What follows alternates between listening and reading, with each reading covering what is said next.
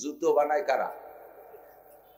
পায় দেয় রাজা, বাদশাহ, এমপি, মন্ত্রী। কোন এদেশের প্রেসিডেন্টে যদি বলা হতো তোমার জুতো তুমি বানায় পাই দেবো, আমরা বানাতে হবে না, তাহলে কোন প্রেসিডেন্টের জুতো পাই দিয়ে আসতো? বেশি বেশি কাঠ দিয়ে আপুর দিয়ে বাড়াই দিলে এখন খড়ম মরম পাই দিয়ে বেড়াতে হবে, ঠিক না? তাহলে মুসি জুতো বানায় মুসি, পরে প্রেসিডেন্ট, তাইতে কি প্রেসিডেন্টের দাম মুসির চেয়ে কম নাকি?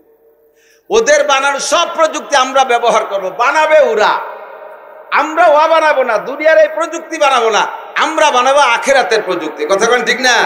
আমরা বানাবো আমাদের কোরআন হাদিস দিয়ে আখেরাতের প্রযুক্তি তৈরি করব। আমরা সেদিকের ফিকিরে আছি। ওরা যত অস্ত্র আর যত যন্ত্র বানাক না কেন, যতক্ষণ পর্যন্ত কলেমা না পড়বে অতক্ষণ পর্যন্ত তাদের এই অস্ত্র আর এই প্রযুক্তি আর এই বিজ্ঞান এই পরিশ্রমের বিনিময় খোদার কসম একটা সেকেন্ডও জান্নাতে যেতে পারবে না। আর ওদের সব বানানো তো আমরা ব্যবহার করবো, আমরা শুধু পড়বো লা ইলাহা ইল্লাল্লাহ। এই যে আমি মোটে শিয়েই পারলাম না, কলেমা বক্তার শ্রোতা ভাগ করে নিয়েছে। বক্তারা কয় লা ইলাহা, শ্রোতারা কয় ইল্লাল্লাহ। কোনটায় টুক কয় না, বক্তা ওই ভাষায় টুক পায় না।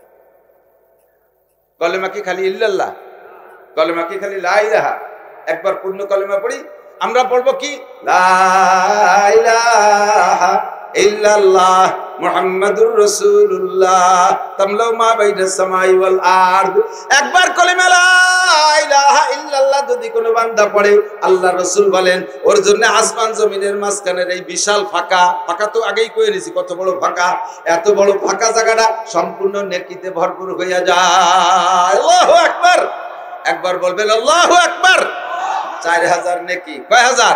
4000 নেকি। কথায় কথায় নেকি, এ জায়গা বসলি খালি নেকি, কোনো একটা সেকেন্ড নেকি ছাড়া নাই।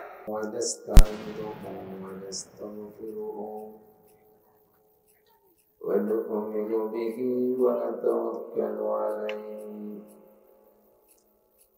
ونعوذ بالله من شرور أنفسنا وسيئات أعمالنا من يهد الله فهو المهتد ومن يضلل فلن تجد له وليا مرشدا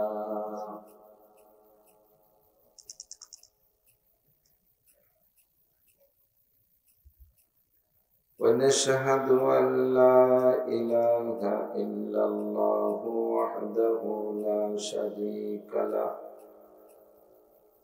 ونشهد أن سيدنا وسندنا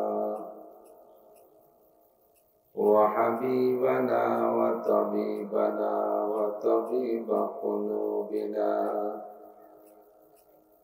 ومولانا محمدا عبد الله ورسوله صلى الله تعالى عليه وعلى آله وأصحابه وبارك وسلم تسليما كثيرا. أما بعد فأعوذ بالله من الشيطان الرجيم. بسم الله الرحمن الرحيم. إنا عرضنا الأمانة على السماوات والأرض والجبال فأبين أن يحملنها وأشفقن منها وحملها الإنسان إنه كان ظلوما جهولا. ثم قال الله تعالى لو أنزلنا هذا القرآن على جبل لرأيته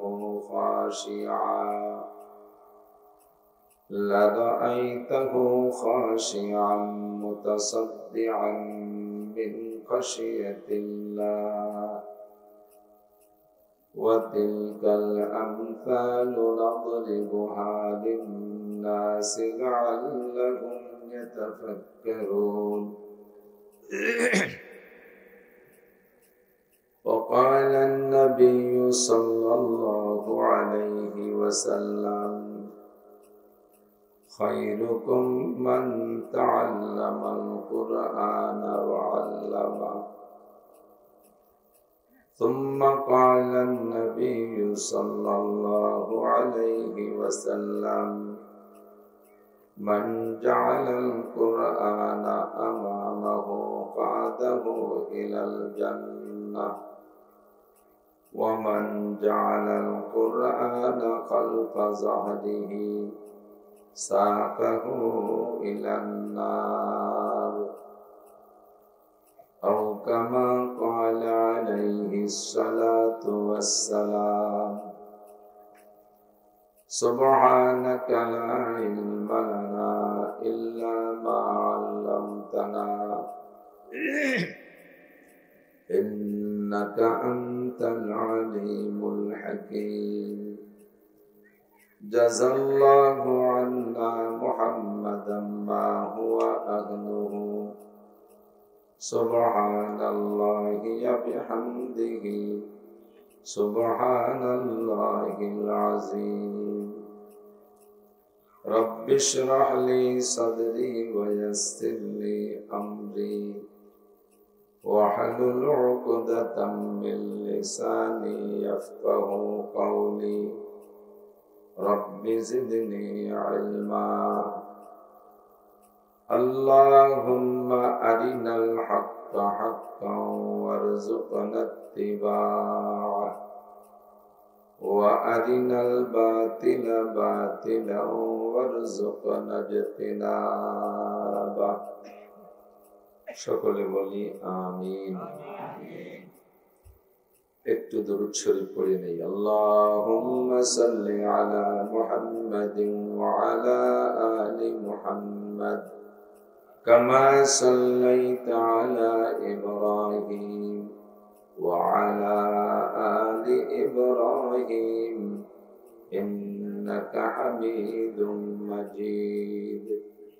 اللهم بارك على محمد وعلى آل محمد كما باركت على إبراهيم وعلى آل إبراهيم إنك حميد مجيد।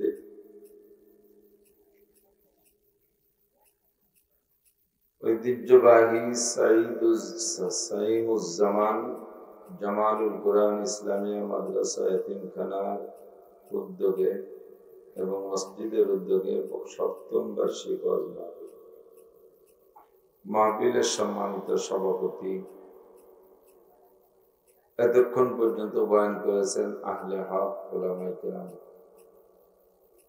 এই অঞ্চলের অনেক অনেক উলামায়ে কেরাম, আইম্মায়ে মাসাজিদ, মাদ্রাসার আজিজান তুলাবা, মাদ্রাসার সুযোগ্য সুদক্ষ মোহতামিম সাহেব হুজুর, যোগ্য আসাতিজায়ে কেরাম, কমিটির সকল সদস্যবৃন্দ, প্রতিষ্ঠাতা ও উক্ত পরিবারের সকল সদস্যবৃন্দ, প্রাণপ্রিয় দেশবাসী, আল্লাহ তাবারাকা ওয়া তাআলা শাহী দরবারে শুকর আদায় করি যে আল্লাহ পাক রব্বুল আলামিন আমাদেরকে এক টুকরা স্বাধীন ভূখণ্ড বাংলাদেশে স্বাধীনতা উপভোগ করার সুযোগ ও তৌফিক দান করেছেন, যার বিভিন্ন দিক আছে। তন্মধ্যে একটা দিক হলো উন্মুক্ত পরিবেশে যে কোনো জায়গায় আমরা ইচ্ছা মতো মসজিদ বানাইতে পারি, মাদ্রাসা বানাইতে পারি, ঈদগাহ বানাইতে পারি, গোরস্থান বানাইতে পারি, তাফসির মাহফিল করতে পারি, ওয়াজ মাহফিল করতে পারি, সিরাতুন নবী মাহফিল করতে পারি, বিশ্ব ইজতেমার মতো বড় ইজতেমার ময়দান তৈরি করে মাহফিল করতে পারি। এরকম বহু বহু প্রোগ্রাম ধর্মীয় দিক থেকে আমরা পালন করতে সুযোগ পাচ্ছি, কোনো বাধা বিপত্তি নেই। তারই একটা অংশ হিসেবে শাকপাল দিয়ার এই সাইডটা, শাকপাল দিয়া না, শাকপাল দিয়ার একটা সাইডে আমরা আরেকটা নতুন মাদ্রাসা পেয়েছি। আর আজকে আল্লাহ পাক আমাদের এই মাদ্রাসার ময়দানে বসে হক্কানি উলামায়ে কেরামের কাছ থেকে এতক্ষণ পর্যন্ত অনেক ভালো কথা শোনার সুযোগ দিয়েছেন, তৌফিক দিয়েছেন, এজন্য শুকর আদায় করে নিই আলহামদুলিল্লাহ। হযরতুল আল্লাম হযরত মাওলানা আব্দুল কাইয়ুম সাহেব হাফিজাহুল্লাহ একেবারে সাদা মাথা মানুষ,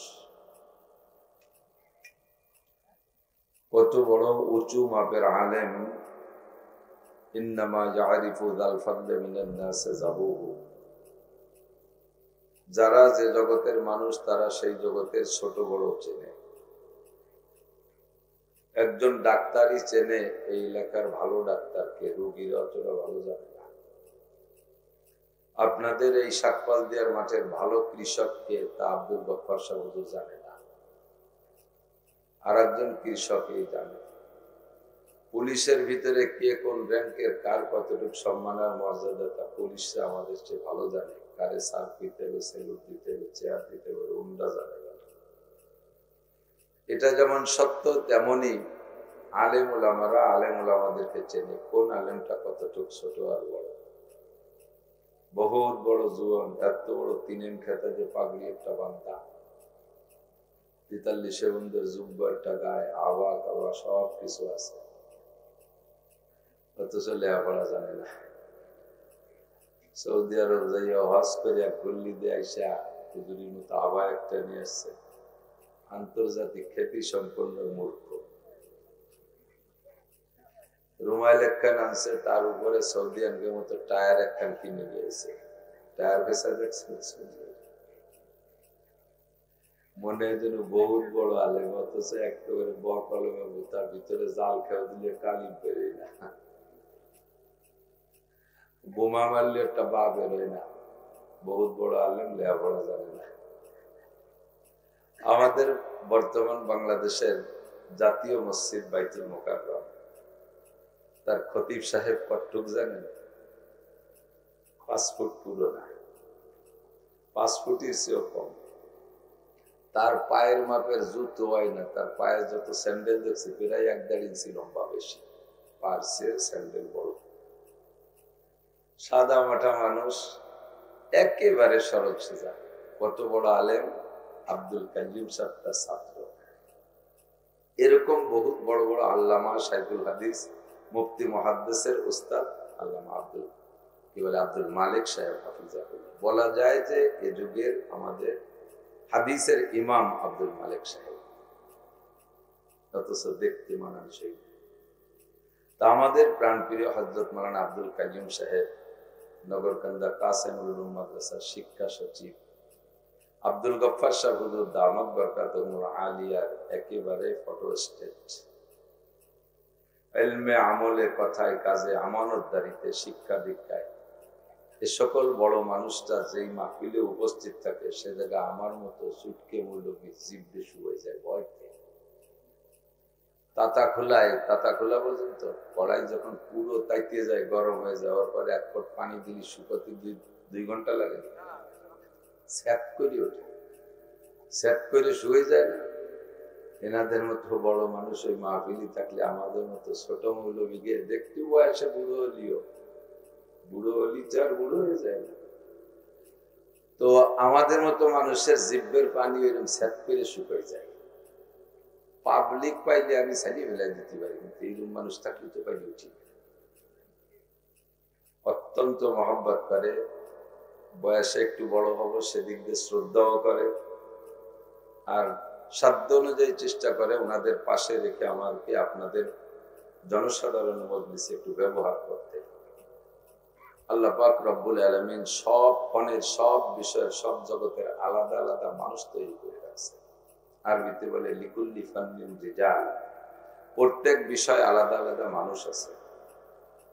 এটা আল্লাহ পাকের নিজামও, আল্লাহর নিজের নিজাম, নিজের শৃঙ্খলা এরকমই, সিস্টেম এরকমই। আল্লাহ পাক যা কিছু করার ইচ্ছা করে, কোন শব্দ করলে হয়ে যায় না? কুরআন শরীফে আছে না, ওয়াইদা আরাদা শাইআন আইয়াকুলা লাহু কুন। যাহা কিছু করার ইচ্ছা করে তার জন্য আল্লাহ তেমন কিছু খাটনি বিটনি করে না। ইঞ্জিনিয়ার, বিজ্ঞানী, অজ্ঞানী একে কেউ ব্যবহার করে না, শুধু একটা কোন মেশিন ব্যবহার করে। কোন মেশিন জানেন না? ওই যে কাঠের দোকানে কাঠ কুনোয় কোন মেশিন করে না, কোন ওই রকমই আসলে ওই কুনির থেকে মনে হয় ওই আনছে নিয়ে যে কয় কোন এরকম হয়ে যাও তা হয়ে যায়। লাটিম হও, বেলুন হও, আড়ি হও, পাতিল হও, কত তো বানায় না কোন মেশিন দিয়ে। তা আল্লাহ পাক একটা কোন মেশিন ব্যবহার করে। আল্লাহর কোন মেশিন কাপনুন পেশ কোন বলতে যে দেরি ফায়া কোন আর সাথে সাথে হয়ে যায়। কন্যা সুবহানাল্লাহ। এটা কি জগতে আর কোন কারিশমা কাহারও আছে? এই কারিশমা একমাত্র কার? সরস্বতী, দুর্গা, লক্ষ্মী, শ্রী, রাধা, কৃষ্ণ যত আছে 33 কোটি দেবদেবী, কাহারও কি এই ক্ষমতা আছে? আজকে দেখলাম ছবিতে এক পূজা মণ্ডপেতে এবারে ছবি না কবরে ছবিটা আমি জানি না, ফেসবুকে দেশে আর কি দেখলাম যে দুর্গরে উঠাইয়ে নিয়ে একেবারে সড়ক দিয়ে উঠাই নিয়ে এরকম যত্ন সহকারে নিয়ে পুরের মধ্যে ফেলাই দিল, উল্টো পাল্টা সিটে গতি কত বড় ক্ষমতাবান যে তার মখলুকরা তারে চিৎকার করে ফেলাই দিল, কিছু করতে পারল না। যারা বানাইছে তারা বেলাইছে। আল্লাহ পাক রব্বুল আলামিন মহান ক্ষমতার মালিক, ঠিক কি না? ওয়াইজা আরাদা শাইআন ইয়াকুলা লাহু কুন ফায়াকুন। যাহা করার আসমানকে হাত দিয়ে বানাইলেন। কত বড় আসমান! আসমান কত বড়? এটা আমাদের ঘরের চেয়ে বড় হবে না? আসমান কত বড়! আল্লাহু আকবার। ওর কুল কিনারা খুঁজে পাওয়া যাবে না। বলি সুবহানাল্লাহ। আসমানের পুরু কতটুকু? এই চান্দুয়ার কাপড়ের মতো একটুকু। জমিনের থেকে আসমান যতটুক, প্রথম আসমানের থিকনেস পুরু অতটুকু। 500 বছরের পর 500 বছরের পর বলি জীবন বেড়ে, কিন্তু কৃষির 500 বছর, আটা 500 বছর না, বাইসাইকেল না, নসিমন করিমন কোন যানবাহনের নাম করি। দুনিয়ার সবচাইতে দ্রুতগামী যানবাহন যেটা তৈরি হবে কিয়ামতের আগ পর্যন্ত হতে পারে তার 500 বছরের পর। কারণ হাঁটা আর বাইসাইকেল আর এই বিমান টিমান এগুলোর কথা বলা এখনই ওগুলো বাদ পড়ে গেছে। একটা রকেট 1 ঘন্টায় 32,000 কিলোমিটার পথ চলে। রকেটের গতি কেমন? ঘন্টায় 32,000 কিলোমিটার। এই রকেটটা জমিনের থেকে ফ্লাইট করার পরে মঙ্গল গ্রহে যাইতে লাগে 6 মাস। কতদিন? 6 মাস লাগে মঙ্গল গ্রহে যাইতে। যে ঘন্টায় চলে 32,000 কিলোমিটার। 32,000 কিলোমিটার কত দূর? এতে তালমার মোড় 32,000 কিলোমিটার, তো 32,000 কিলোমিটার 1 ঘন্টায় যায় 32,000 কিলোমিটার। সে বিরামহীন ভাবে, মাঝে কোনো চার দোকান নাই যে ওই জায়গায় দাঁড়ায় একটু চা খায়, কোনো জায়গায় তেলের পাম্প নাই যে ওই জায়গাতে তেল নেয়, একভাবে উড়তে থাকে। তাতে তার 6 মাস লাগে মঙ্গল গ্রহে যাইতে। আর মঙ্গল গ্রহ হলো পৃথিবীর থেকে সবচেয়ে নিকটের গ্রহ। পৃথিবীর কাছে সবচেয়ে নিকটে যে গ্রহগুলো তার মধ্যে একটা হলো মঙ্গল গ্রহ। একেবারে কাছে, ফরিদপুর টরিরম দ্বারের কাছে সবচেয়ে এরকম নিকটে। তাই যাইতে লাগে এত বড় দ্রুতগামী যানবাহনে 6 মাস। এরপরের গুলো যে আরো কত দূরে রয়েছে তা ভাষায় ব্যক্ত করা যাবে না। জমিন থেকে আসমান কত দূরে হলো? আসমানটার থিকনেস পুরো এতটুকু। ওই আসমান আর এই ফাঁকা দুটো মিলে যতটুকু হলো না, পরের ফাঁকা দ্বিতীয় আসমানের মাঝখানে ফাঁকা অতটুকু। ওই ফাঁকা আর এই ফাঁকার মাঝখানে আসমান তিনটে মিলে যতটুক, পরের আসমানের পুরো অতটুক। এইভাবে গুণ হইতে হইতে যে 7 আসমানের শেষ কোথায় যে দাঁড়াইছে, এই আসমান চতুর্দিক দিয়ে এরকম গোল। এত বড় আসমান বানাইতে আল্লাহ হাত ব্যবহার করে নাই। কোন ইঞ্জিনিয়ার, কোন বিজ্ঞানী আমেরিকানকে ডাকে নাই, ইসরায়েলিকে ডাকে নাই, তুরস্ক লাগে ডাকে নাই, চীন, জাপান, রাশিয়া, কেউ আল্লাহ নয় নাই। এই জায়গা শুধু কোন কয়ে বানাই ফেলাইছে। কন্যা সুবহানাল্লাহ। সূর্যটা পৃথিবী থেকে 13 লক্ষ গুণ বড়, তারও কোন বলে বানাইছে। তো বলতে গেলে রাত কেটে যাবে। তো রব্বুল আলামিন অসংখ্য সৃষ্টিকে কোন শব্দ দিয়ে বানাইলেন, তার কোনে কত বড় ক্ষমতা, কত বেশি শক্তি। তাহলে এই 16 কোটি 800 কোটি 500 কোটি 1000 কোটি মানুষ পরিচালনা করতে কি আল্লাহর আর কিছু লাগে? এ কোন কলি হয়ে যায় না? অথচ এদেরকে পরিচালনা করার জন্য আল্লাহ তাআলা জিব্রাইল ফেরেশতার এক দায়িত্ব দিয়েছেন। এদের পরিচালনার জন্য আল্লাহ তাআলা মিকাইল ফেরেশতারে আলাদা দায়িত্ব দিয়েছেন। এদের খেদমতের জন্য ইসরাফিল ফেরেশতারে আলাদা দায়িত্ব দিয়েছেন। এদের খেদমতের জন্য আজরাইল ফেরেশতাকে আলাদা দায়িত্ব দিয়েছেন। প্রত্যেকটা মানুষের বডি পরিচর্যার জন্য, পরিচালনার জন্য আল্লাহ তাআলা প্রত্যেক জয়েন্টে জয়েন্টে, বলা হয় 360টে জয়েন্ট আছে মানুষের দেহে, 360টে জয়েন্ট পরিচালনার জন্য 360টে ফেরেশতা বডির সাথে সেট করে রাখছে।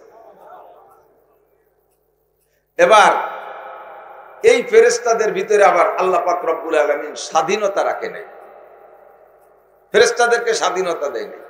যদি ফেরেশতাদেরকে স্বাধীনতা দিত তাহলে আমরা ফেরেশতাদেরকে পয়সা দিয়ে কিনে ফেলতে পারতাম, যে তুমি তোমার ইচ্ছে মতো পয়সা খালি খাবা, বাংলাদেশের এই জনগণের কাছ থেকে পয়সা করে নিয়ে কানাডা নিয়ে দালান টালান বানাবা। এ যদি সুযোগ থাকতো ফেরেশতাদের, তাহলে ওদেরও ঘুষ দিয়ে কিনে ফেলতে পারতাম, আজরাইলের পয়সা দিয়ে হায়াত বাড়াই ফেলতে পারতাম।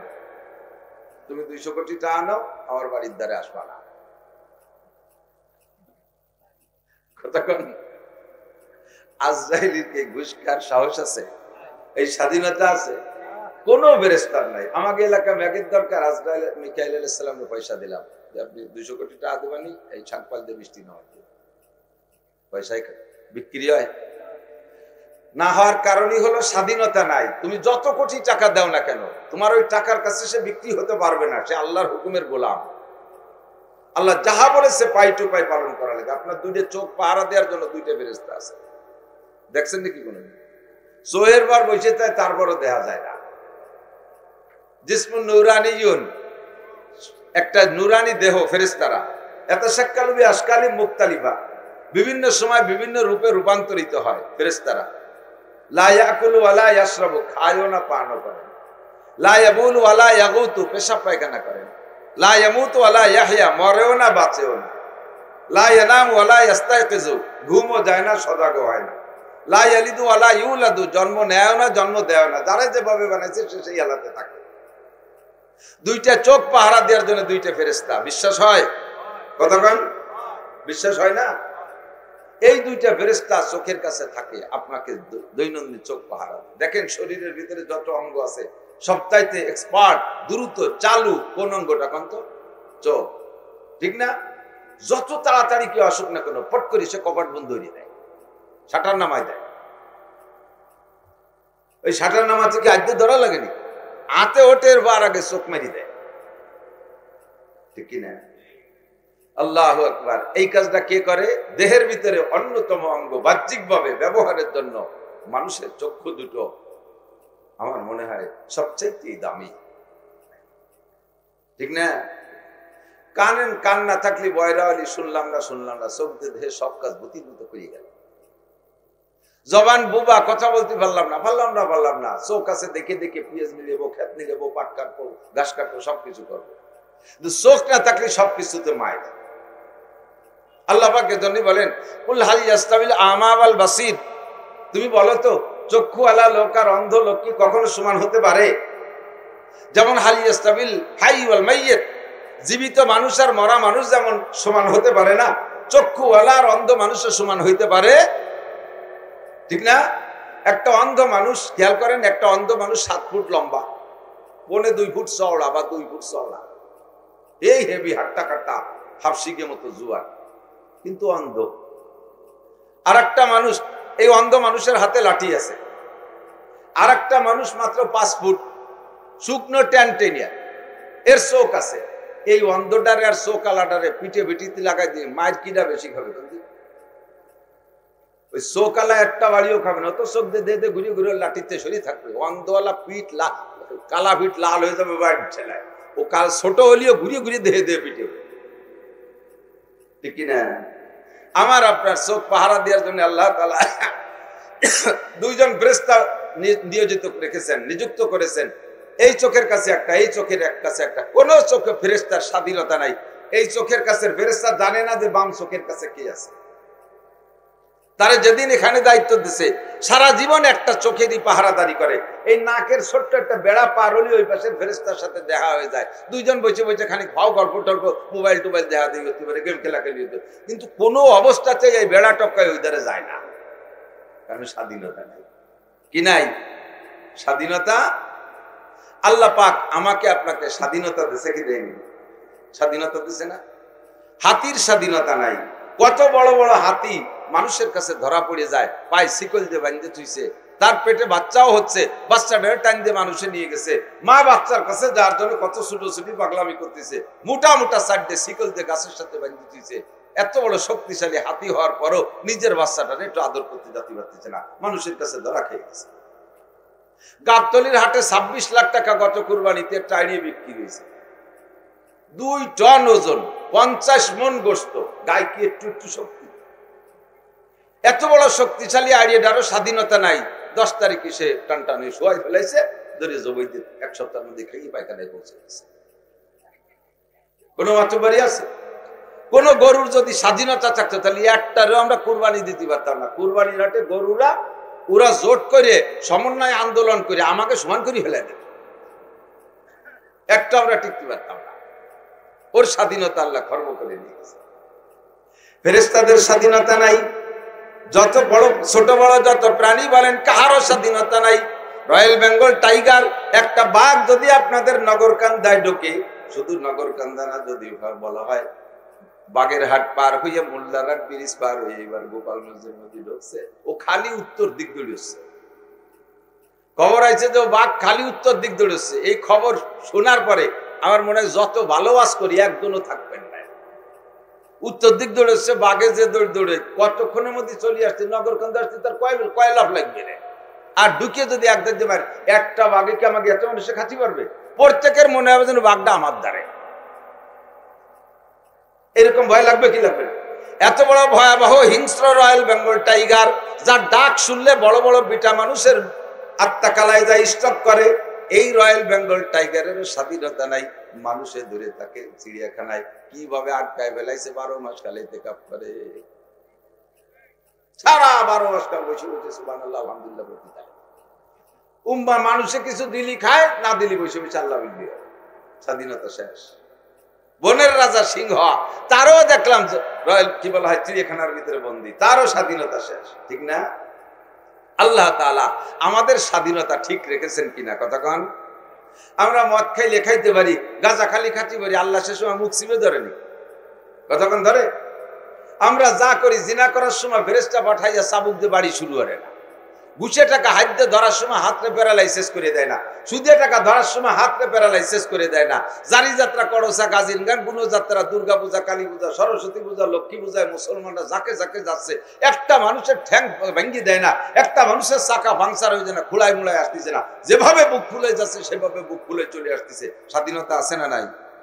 মসজিদে আনার জন্য আল্লাহ বাড়ি কের বাড়ি বালকি পাঠায় দেয় না, মাহফিলে আনার জন্য আল্লাহ কের বাড়ি গাড়ি পাঠায় না। শুনে তুমি গাড়ি পাঠাই দিচ্ছে, গাড়িতে আসো, একটু শুনে দাও, পাঠাইছে নাকি?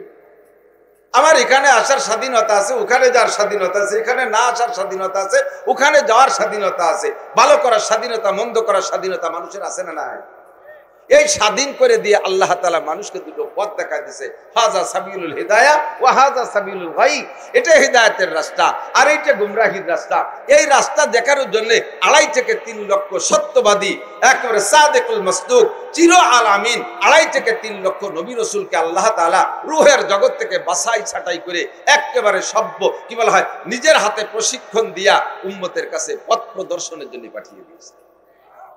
যাদের চরিত্রের উপরে, যাদেরকে অমান্য করার বহুত মানুষ থাকবে, কিন্তু চরিত্রের উপরে চুল পরিমাণ দাগ দেওয়ার সাহস কাহারও হয় নাই। কাফেররা নবীদেরকে মানে নাই, কিন্তু নবীদের উপরে কলঙ্কের দাগ লাগাইতে পারে নাই। বলে নাই যে মুহাম্মদ মিথ্যাবাদী। এমনকি আবু জাহেলের মতো আন্তর্জাতিক খ্যাতি সম্পন্ন আবাল, এত বড় দামড়া, যে নবীর সাথে জীবনটা ভরিয়ে যুদ্ধ করে গেছে, লাস্টে যুদ্ধে যায় বদরে মরিও গেছে। জাহান্নাম দেখতে গেছিলাম এবার আবু জাহেলের সেই জাহান্নামের গাঠিটা কোন জায়গায়, বদরে গেছিল। 14 জন শহীদের নাম এক জায়গায় চার্টে টানানো আছে, সেখানে দাঁড়িয়ে দোয়া করলাম।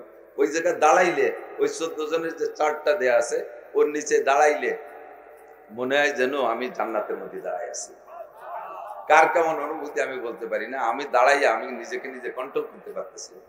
আমার মনে হচ্ছিল যেন এই সেই 14 জনকে আমি দেখতেছি, এরকম লাগতেছে। আর ওর খানিক দূরে দূরে থেকে দেখা যায় ওই যে ওই সুলঙ্গ যে আবু জাহেল জাহান্নামের মধ্যে ঢুকছে, ওরে যে জায়গা মারছিল, যে জায়গা দাফন করছিল, পুঁতে দিচ্ছে, সেই জায়গাটাও সেই জায়গা আছে। এত বড় বদমাশ আবু জাহাল, তার কাছেও আবু সুফিয়ান কাফের থাকাকালে একদিন জিজ্ঞেস করছে, মে ভাই মোহাম্মদ রে মানি আর না মানি, তুমি তো সত্যি কথা কও দিয়ে জায়গাতে আমি আর তুমি ছাড়া কেউ নাই, ওকে কোনোদিন মিথ্যে কথা কওয়ার অভ্যাস? কবাডি ওয়াক হতে পারবো না, মিথ্যে কথা মোহাম্মদ কোনোদিন পায় না। সে কি ধোকাবাজ? হয়তো চুকার বাজ, ও সমস্ত কথা তার সাথে চলেই না। কন্যা সুবহানাল্লাহ। আবু জাহেল নবী পাকের প্রত্যেকটা চরিত্রের উপরে মানে কি বলা হয় প্রশংসার সার্টিফাই করেছে। 2.5 থেকে 3 লক্ষ নবী রাসূল সবাইকে আল্লাহ তাআলা এরকম সত্যবাদী করে দুনিয়ায় পাঠিয়েছেন। সেই সত্যবাদীরা বলেছে হাজা সাবিলুল হিদায়া, এই দিক ডাইন দিক হলো যার হিদায়াতের রাস্তা, হাজা সাবিলুল জান্নাহ এদিক জান্নাতের রাস্তা, ও হাজা সাবিলুল জাহিম এদিক হলো জাহান্নামের রাস্তা। এবার আল্লাহ পাক স্বাধীনতা দিয়ে বলে ফামান শাআ ফালইউমিন ওয়া মান শাআ ফালইয়াকফুর। আমি জবরদস্তি করব না, লা ইকরাহা ফিদ্দিন, ধর্মের মধ্যে কোনো জবরদস্তি নাই। কোন মুসলমান কোন অমুসলমানকে পিটায় কলেমা পড়াইতে পারবা না, প্রলোভন দিয়া দুনিয়ার টাকা পয়সার লোভ দিয়ে তাকে ইসলাম গ্রহণ করাইতে পারবা না। এখানে জাস্ট ওমা আলাইকুম ইল্লাল বালাগ, তোমাদের দায়িত্ব শুধু তাবলীগ করা, পৌঁছে দেবা, বয়ান করবা, তোমরা বয়ান করবা, নবীরা যেমন বয়ান করেছে উলামায়ে কিরাম বয়ান করবা। আমি তাদের স্বাধীনতা দিয়েছি, যার মনে চায় মানবে, যার মনে চায় না মানবে না। মানার প্রতিদান আমার কাছে, না মানার প্রতিদান আমার কাছে। মান ইহতাদা ফাইন্নামা ইয়াহতাদি লিনাফসি, হিদায়াতের বাণী যে গ্রহণ করবে এর প্রতিদান সে নিয়ে বিনা হিসাবে জান্নাতে চলে যাবে। ওমান দাল্লা ফাইন্নামা ইয়াদিল্লু আলাইহা, আর যে গুমরাহির পথ বেছে নেবে, এই স্বাধীনতাকে প্রয়োগ করে গুমরাহির পথ বেছে নেবে, তারও প্রতিদান আমার হাতে আছে। ফি নারি জাহান্নামা খালিদিনা ফিহা আবাদা, অনাদি অনন্তকালের জাহান্নাম তার জন্য আমি রেখেছি। আপনার স্বাধীনতাকে প্রয়োগ করে আপনি কোথায় যান, কতটুকু উপরে ওঠেন, আল্লাহ পাক একটু ধৈর্যের সাথে দেখে। আল্লাহ বড় হালিম। আল্লাহর যত নাম আছে, একটা নাম কি হালিম, আর একটা নাম কি সবুর।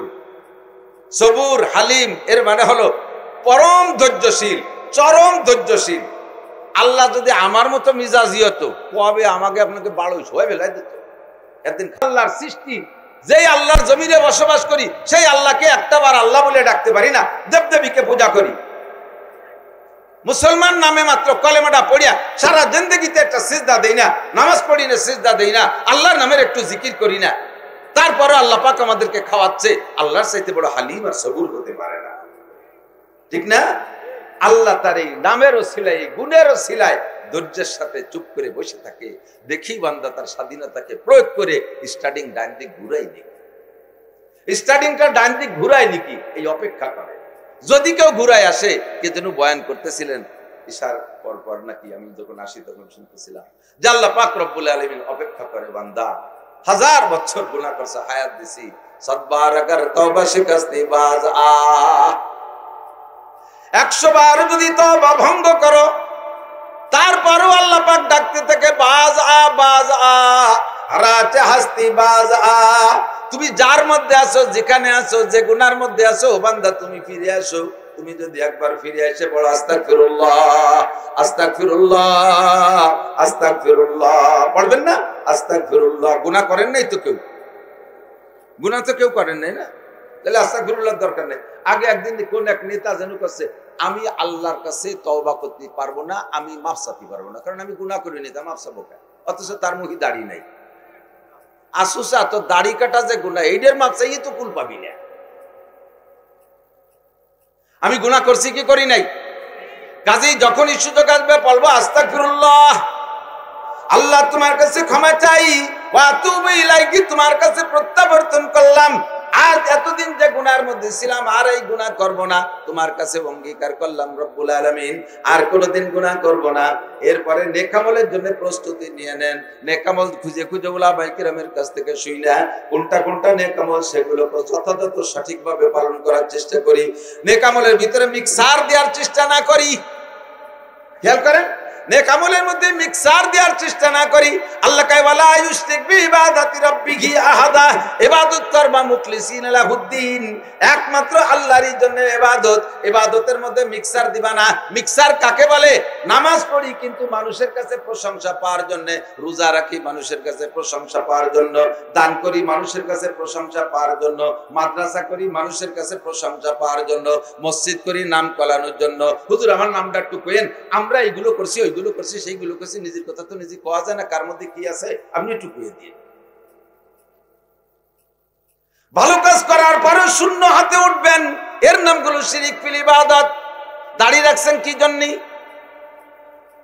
আপনি দাঁড়িয়ে রাখছেন কেন? কয় যেন বুড়ো বয়সে দাড়ি না লাগলে মানসি কি কয়, এরম এরম দাঁড়িয়ে আছেন অনেকে। এই দাড়ি ইবাদতের দাড়ি না, এই দাড়ি হলো শেরকি দাড়ি। দাড়ির ভিতরে আপনি মানুষের কাছে মানুষের মুখ বন্ধ করার জন্য আর মানুষের কাছে প্রশংসা পাওয়ার জন্য দাঁড়িয়ে রাখছেন। আপনি মসজিদে এসেছেন, আমরা তো দেই না, তো বিটি গে জ্বালায় থার কায়দা নাই, বাড়ি মহিলাকে জ্বালায় বাড়ি থার কায়দা নাই, তাই মসজিদে এসেছেন। আমি তো আশা সিজ না, এরকম সিজ আছে না বহুত। এই লোক নামাজ পড়লো, নামাজের মধ্যে শিরিক হয়ে গেছে। বিভিন্ন সময় দান করে ইউটিউবারদেরকে ডাইকা, ক্যামেরাম্যানদেরকে ডাইকা দানগুলোকে সব ভিডিও করে সারা দুনিয়ায় ছাইড়ে দেয়। মুখে মুখে কয় আমি করলাম কেন, আমি একমাত্র আল্লাহর জন্য দান করছি, কিন্তু ছবি করলাম কেন, যাতে অন্য কিরপিনরা দেখে দান করা সে হাও কথা, বাজে কথা। তোমার এই দায়িত্ব দেইনি, অন্য কিরপিনদের দানবীর বানানোর দায়িত্ব তোমার এই মাধ্যম নয়। কতক্ষণ তোমার দান তুমি করবা একমাত্র আল্লাহর জন্য, ইবাদত হবে আল্লাহর জন্য মুখলিসিন লাহুদ্দিন, ইখলাসের সাথে ফ্রেশ পরিষ্কার পরিচ্ছন্ন ইবাদত করার প্রস্তুতি নিয়েছেন। ইস্তিগফার কইরা তওবা করে আল্লাহ পাক বলেন ইল্লা মান তাবা ওয়া আমানা ওয়া আমিলা আমালান সালিহা ফাউলাইকা ইউবাদদিলুল্লাহু সাইয়্যাতিহিম হাসানাত ওয়া কানা আল্লাহু গফুরুর রহিম। যুবক আমার দিক তাকাও, বুড়োর আমার দিক তাকান। কত বড় সুসংবাদ, এর চেয়ে বড় সুসংবাদ আমার কাছে আর নাই আমার জানা মতে। আল্লাহ পাক বলেন বান্দা 100 বছর যদি তুমি গুনাহ করো আর আজকে আইসা যদি তুমি অন্তর থেকে আস্তাগফিরুল্লাহ কইরা তওবা করে সামনে ভালো কাজের প্রতিজ্ঞা করে ভালো কাজগুলো করার জন্য রওনা দাও, আজকে এই মুহূর্তে তোমার বিগত জীবনের 100 বছরের যত কোটি গুনাহ করেছো, গুনাহগুলো শুধু ক্ষমাই করে দেব না, সমস্ত গুনাহ ক্ষমা করে দিয়ে ফাউলাইকা ইউবাদদিলুল্লাহু সাইয়্যাতিহিম হাসানাত, এই গুনাহগুলোকে সম্পূর্ণ গুনাহকে নেকি দ্বারা বদলাইয়া দেয়া হয়।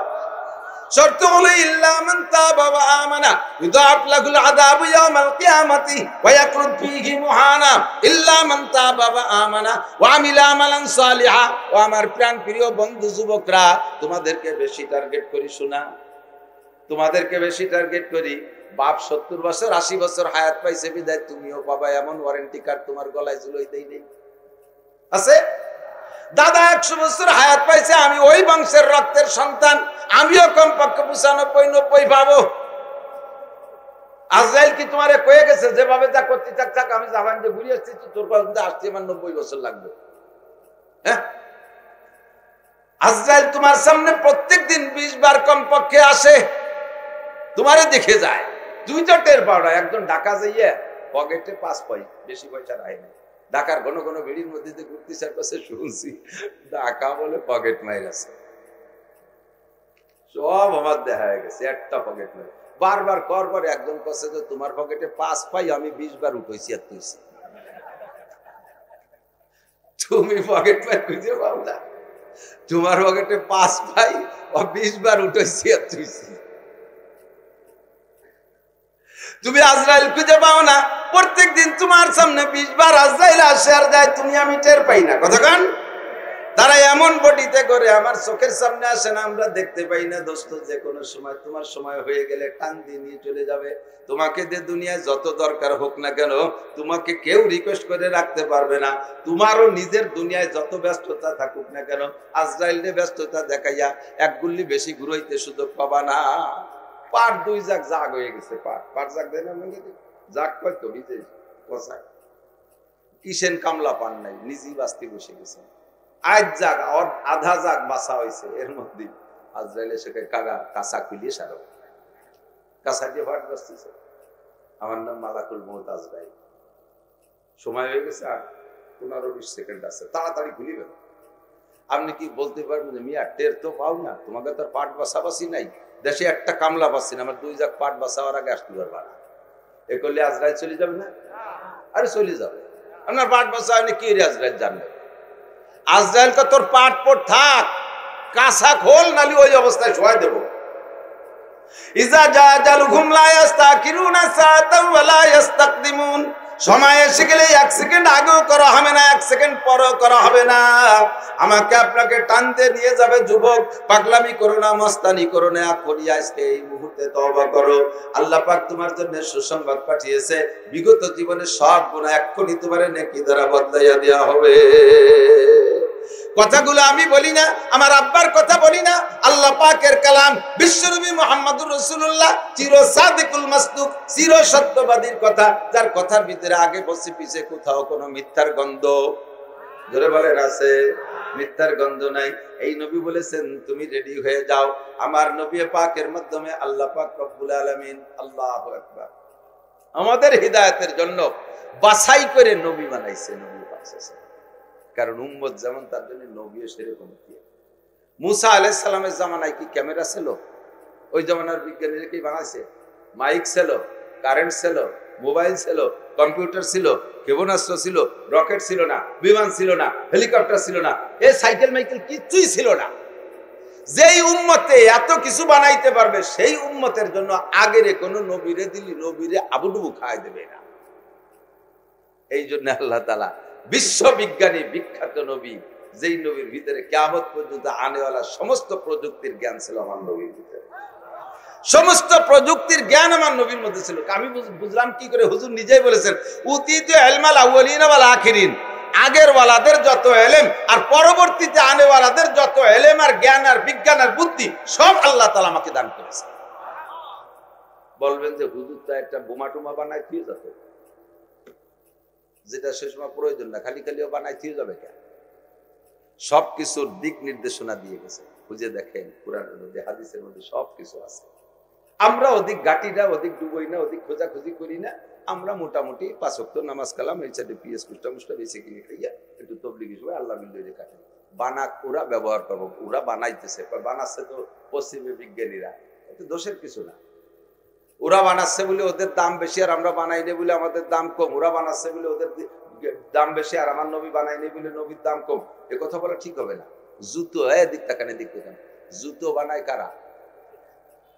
পায় দেয় রাজা, বাদশাহ, এমপি, মন্ত্রী। কোন এদেশের প্রেসিডেন্টে যদি বলা হতো তোমার জুতো তুমি বানায় পাই দেবো, আমরা বানাতে হবে না, তাহলে কোন প্রেসিডেন্টের জুতো পাই দিয়ে আসতো? বেশি বেশি কাঠ দিয়ে আপুর দিয়ে বাড়াই দিবে, এখন খড়ম মরম পাই দিয়ে বেড়াতে হবে, ঠিক না? তাহলে মুসি জুতো বানায় মুসি, পরে প্রেসিডেন্ট, তাইতে কি প্রেসিডেন্টের দাম মুসির চেয়ে কম নাকি? ওদের বানানো সব প্রযুক্তি আমরা ব্যবহার করবো, বানাবে ওরা, আমরা ওয়া বানাবো না, দুনিয়ার এই প্রযুক্তি বানাবো না, আমরা বানাবো আখেরাতের প্রযুক্তি। কথা বলেন ঠিক না? আমরা বানাবো আমাদের কোরআন হাদিস দিয়ে আখেরাতের প্রযুক্তি তৈরি করবো। আমরা সেদিকের ফিকিরে আছি। ওরা যত অস্ত্র আর যত যন্ত্র বানাক না কেন, যতক্ষণ পর্যন্ত কলেমা না পড়বে অতক্ষণ পর্যন্ত তাদের এই অস্ত্র আর এই প্রযুক্তি আর এই বিজ্ঞান এই পরিশ্রমের বিনিময় খোদার কসম একটা সেকেন্ডও জান্নাতে যেতে পারবে না। আর ওদের সব বানানো তো আমরা ব্যবহার করবো, আমরা শুধু পড়বো লা ইলাহা ইল্লাল্লাহ। এই যে আমি মোটে শিয়েই পারলাম না, কলেমা বক্তার শ্রোতা ভাগ করে নিয়েছে। বক্তারা কয় লা ইলাহা, শ্রোতারা কয় ইল্লাল্লাহ। উন্ডায় টুক কয় না, বক্তা ওই ভাষায় টুক পায় না। কলেমা কি খালি ইল্লাল্লাহ? কলেমা কি খালি লা ইলাহা? একবার পূর্ণ কলেমা পড়ি, আমরা পড়বো কি লা ইলাহা ইল্লাল্লাহ মুহাম্মাদুর রাসূলুল্লাহ তামলাউ মা বাইনাস সামাই ওয়াল আরদ। একবার কলেমা লা ইলাহা ইল্লাল্লাহ যদি কোনো বান্দা পড়ে, আল্লাহর রাসূল বলেন ওর জন্য আসমান জমিনের মাঝখানের এই বিশাল ফাঁকা, ফাঁকা তো আগেই কয়ে নিছি কত বড় ফাঁকা, এত বড় ফাঁকা জায়গাটা সম্পূর্ণ নেকিতে ভরপুর হইয়া যায়। আল্লাহু আকবার। একবার বলবেন আল্লাহু আকবার। 4000 নেকি। কয় হাজার? 4000 নেকি। কথায় কথায় নেকি, এ জায়গা বসলি খালি নেকি, কোনো একটা সেকেন্ড নেকি ছাড়া নাই। আল্লাহু আকবার। লা ইলাহা ইল্লাল্লাহ মুহাম্মাদুর রাসূলুল্লাহ। এই কলেমা পড়ে ওদের সব কিছুকে আমরা বৈধ পদ্ধতিতে ব্যবহার করব। আবিষ্কার করবে ওরা, জুতো বানাবে ওরা, স্যান্ডেল বানাবে ওরা, লুঙ্গি বানাবে ওরা, কম্পিউটার বানাবে ওরা, মোবাইল বানাবে ওরা, সব কিছু বানাবে তারা, ব্যবহার করব আমরা। ওরা জান্নাতে যাবে না কলেমা না থাকার কারণে, আর ওদের দিয়া সবকিছু ব্যবহার বানানো সবকিছু ব্যবহার করব আমরা। বলবো শুধু আখিরাতের দালান বানানোর কারবার, আখিরাতে যা আছে সবকিছু বানাবো আমরা। লা ইলাহা ইল্লাল্লাহ মুহাম্মাদুর রাসূলুল্লাহ। ছোট্ট একটা দালান বানাই ফেলি, কেমন হয়? বানাবেন না একটা দালান বেহেশতের মধ্যে? পড়েন বিসমিল্লাহির রহমানির রহিম, ইন্না আতাইনাকাল কাউসার ফাসাল্লি লিরাব্বিকা ওয়ানহার ইন্না শানিয়াকা হুয়াল আবতার। কি খুশি যে ঠেকতিছে, না হাসি দিয়ে বললাম না, একেবারে আল্লাহর কি দিয়ে একটুও মিথ্যে না। পড়ার সাথে সাথে পড়ছেন যারা, প্রত্যেকের আমল নামায় যে নেকি লেখা হয়েছে তাতে আল্লাহ তাআলা জান্নাতের মধ্যে 4 তলা একটা দালান বানাই দিয়েছে। এই এখনই একটা দালান হয়ে গেছে। বিসমিল্লাহ 1 আয়াত আর ইন্না তাইনা 3 আয়াত, 4 তলা দালান হয়ে গেছে। দালানটা কতটুকু আপনার রান্নাঘরের সময়? 1 তলার ভিতরে এত রুম হবে, 1 তলার ভিতরে এত রুম হবে যে আপনার দুনিয়ায় যত আপনজন আছে, আব্বা মা, দাদা দাদি, নানা নানি, শ্বশুর শাশুড়ি, চাচা চাচি, মামা মামি, খালা খালু, ভাই বোন, তাওই মাওই, উস্তাদ সাহেব, পীর মুর্শিদ, ছাত্র ছাত্র ভাই, কর্মজীবনের সাথী বন্ধু যত আছে, একেবারে আত্মীয় স্বজন যার সাথে জীবনে একবার চার দোকানে বসে চা খাইছেন আর খোঁজ গল্প করছেন, এ সব যদি ভেস্তে যায় আর এরা যদি আপনার বাড়ি বেড়াতে আসে, 1 তলার ভিতরে প্রত্যেকটা আলাদা আলাদা রুমই বসতি দেওয়ার পরও ওই তলার ভিতরে আরো রুম অবশিষ্ট থেকে যাবে। এ কোন ইট দিয়ে বানাবে? নগরকান্দার ইট, ফরিদপুর শহরের ইট, গোপালগঞ্জের নুনা ইট, লাবিনাতু মিন ফিদ্দা, লাবিনাতু মিন যাহাব। একটা ইট হবে স্বর্ণের, একটা ইট হবে রূপার। কন্যা সুবহানাল্লাহ। আর মেশকর জাফরানের হবে গাঁথনি। এই বিল্ডিং বানাইতে কি দুনিয়ার এই প্রযুক্তি দিয়ে সম্ভব? ওরাই এই ক্যামেরা কুমুরা বানাতে পারে, কিন্তু বিল্ডিং বানাতে গেল যেই ইঞ্জিনিয়ার কি বলা হয়, যেই ম্যাটেরিয়ালস, সেই ম্যাটেরিয়ালস আছে কোরআনে কারীমের ভিতরে। ইউকালু লিসাহিবিল কোরআন ইকরা ওয়ারতাকি ওয়ারাতিল কামা কুনতা তুরাতিলু ফিদ দুনিয়া ফাইন্না মানজিলাকা ইনদা আখিরি আয়াতিন তাকরাউহা। একজন কোরআন পড়নেওয়ালাকে বলা হবে तुम पढ़ते रहो और चढ़ते रहो। উর্দুতে তরজমা বলে ইকরা ওয়ারতাকি, পড়তে রহো আর চড়তে রহো, পড়তে থাকো আর চড়তে থাকো। কামা তুরাতিলু ফিদ দুনিয়া, ওয়ারাতিল এবং তারতিলের সাথে পড়ো, শুদ্ধ করে পড়ো, সুর দিয়ে পড়ো, মজা করে পড়ো, টেনে টেনে পড়ো। কামা তুরাতিলু ফিদ দুনিয়া, দুনিয়ায় যেমন তুমি টাইনে টেনে পড়তে, শুদ্ধ করে পড়তে, ওভাবেই পড়ো। আর একতলা একটা আয়াত পড়বা, একতলা দালানে উঠবা। তুমি যদি 6666 আয়াত শুনাইতে পারো, তোমার বিল্ডিং হবে 6666 তালা। বহুবার শুনেছেন উলামায়ে কিরামের কাছে, বিশ্বাস হয় না বিদায় এই বিল্ডিং বানানোর লোভ নাই, বিশ্বাস নাই। এত বড় বিল্ডিং এর লোভ হয় না? ওই যে ও আপনারা বানাই বেড়ান দিয়ে, আমরা আলহামদুলিল্লাহ শুরুতে 7 তলারটা বানাতে বলি, তাই খাই যেতে বলা। আর যা কলের 1 তলা যদি এত রুম হয়, অত রুম দিয়ে কি এরকম? এই জন্য অত বড় দালান আমাকে দরকার নেই, এত বড় দালানের দরকার নেই। না আপনার বাড়ি, গ্রামের বাড়ি দোতলা একটা বিল্ডিং আছে, খুশি আছেন। এই দোতলা বিল্ডিং যদি ঢাকা মতিঝিল 32 তলার নিচে হয়, আপনারটার দিকে ফিরে তাকাবে? ও রান্নাঘর, কুড়িঘর, বাথরুমের মতো দেখা যায়, ঠিক না?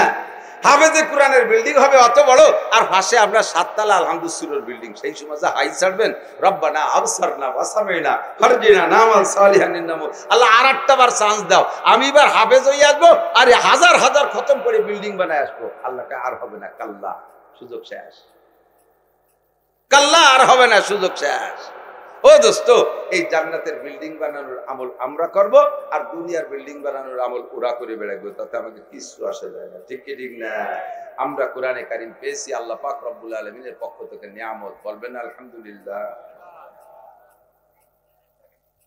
আল্লাহ, কোরআনে কারীম কত দামি আর কত স্পর্শকাতর। আর উর্দুতে বলে, এক শায়ের বলে, নিকাল কর, খেয়াল করেন যুবকরা, निकल कर हेरा से सोए कौमे आया और अपने साथ एक कीमिया ले आया। नबी पाक 40 दिन পর্যন্ত গারে হেরা, জবালে নূর, হুজুর গেছে, যারা গেছে তারা দেখছে গারে হেরায়। এদিকে খেয়াল করেন, যেই জায়গায় বসে হুজুর আলাইহিস সালাম নবুয়তি পেয়েছিলেন, প্রথম রাতে জিবরাইলের সাথে সাক্ষাৎ হয়েছে। বলেন তো জায়গাটা কেমন হতে পারে?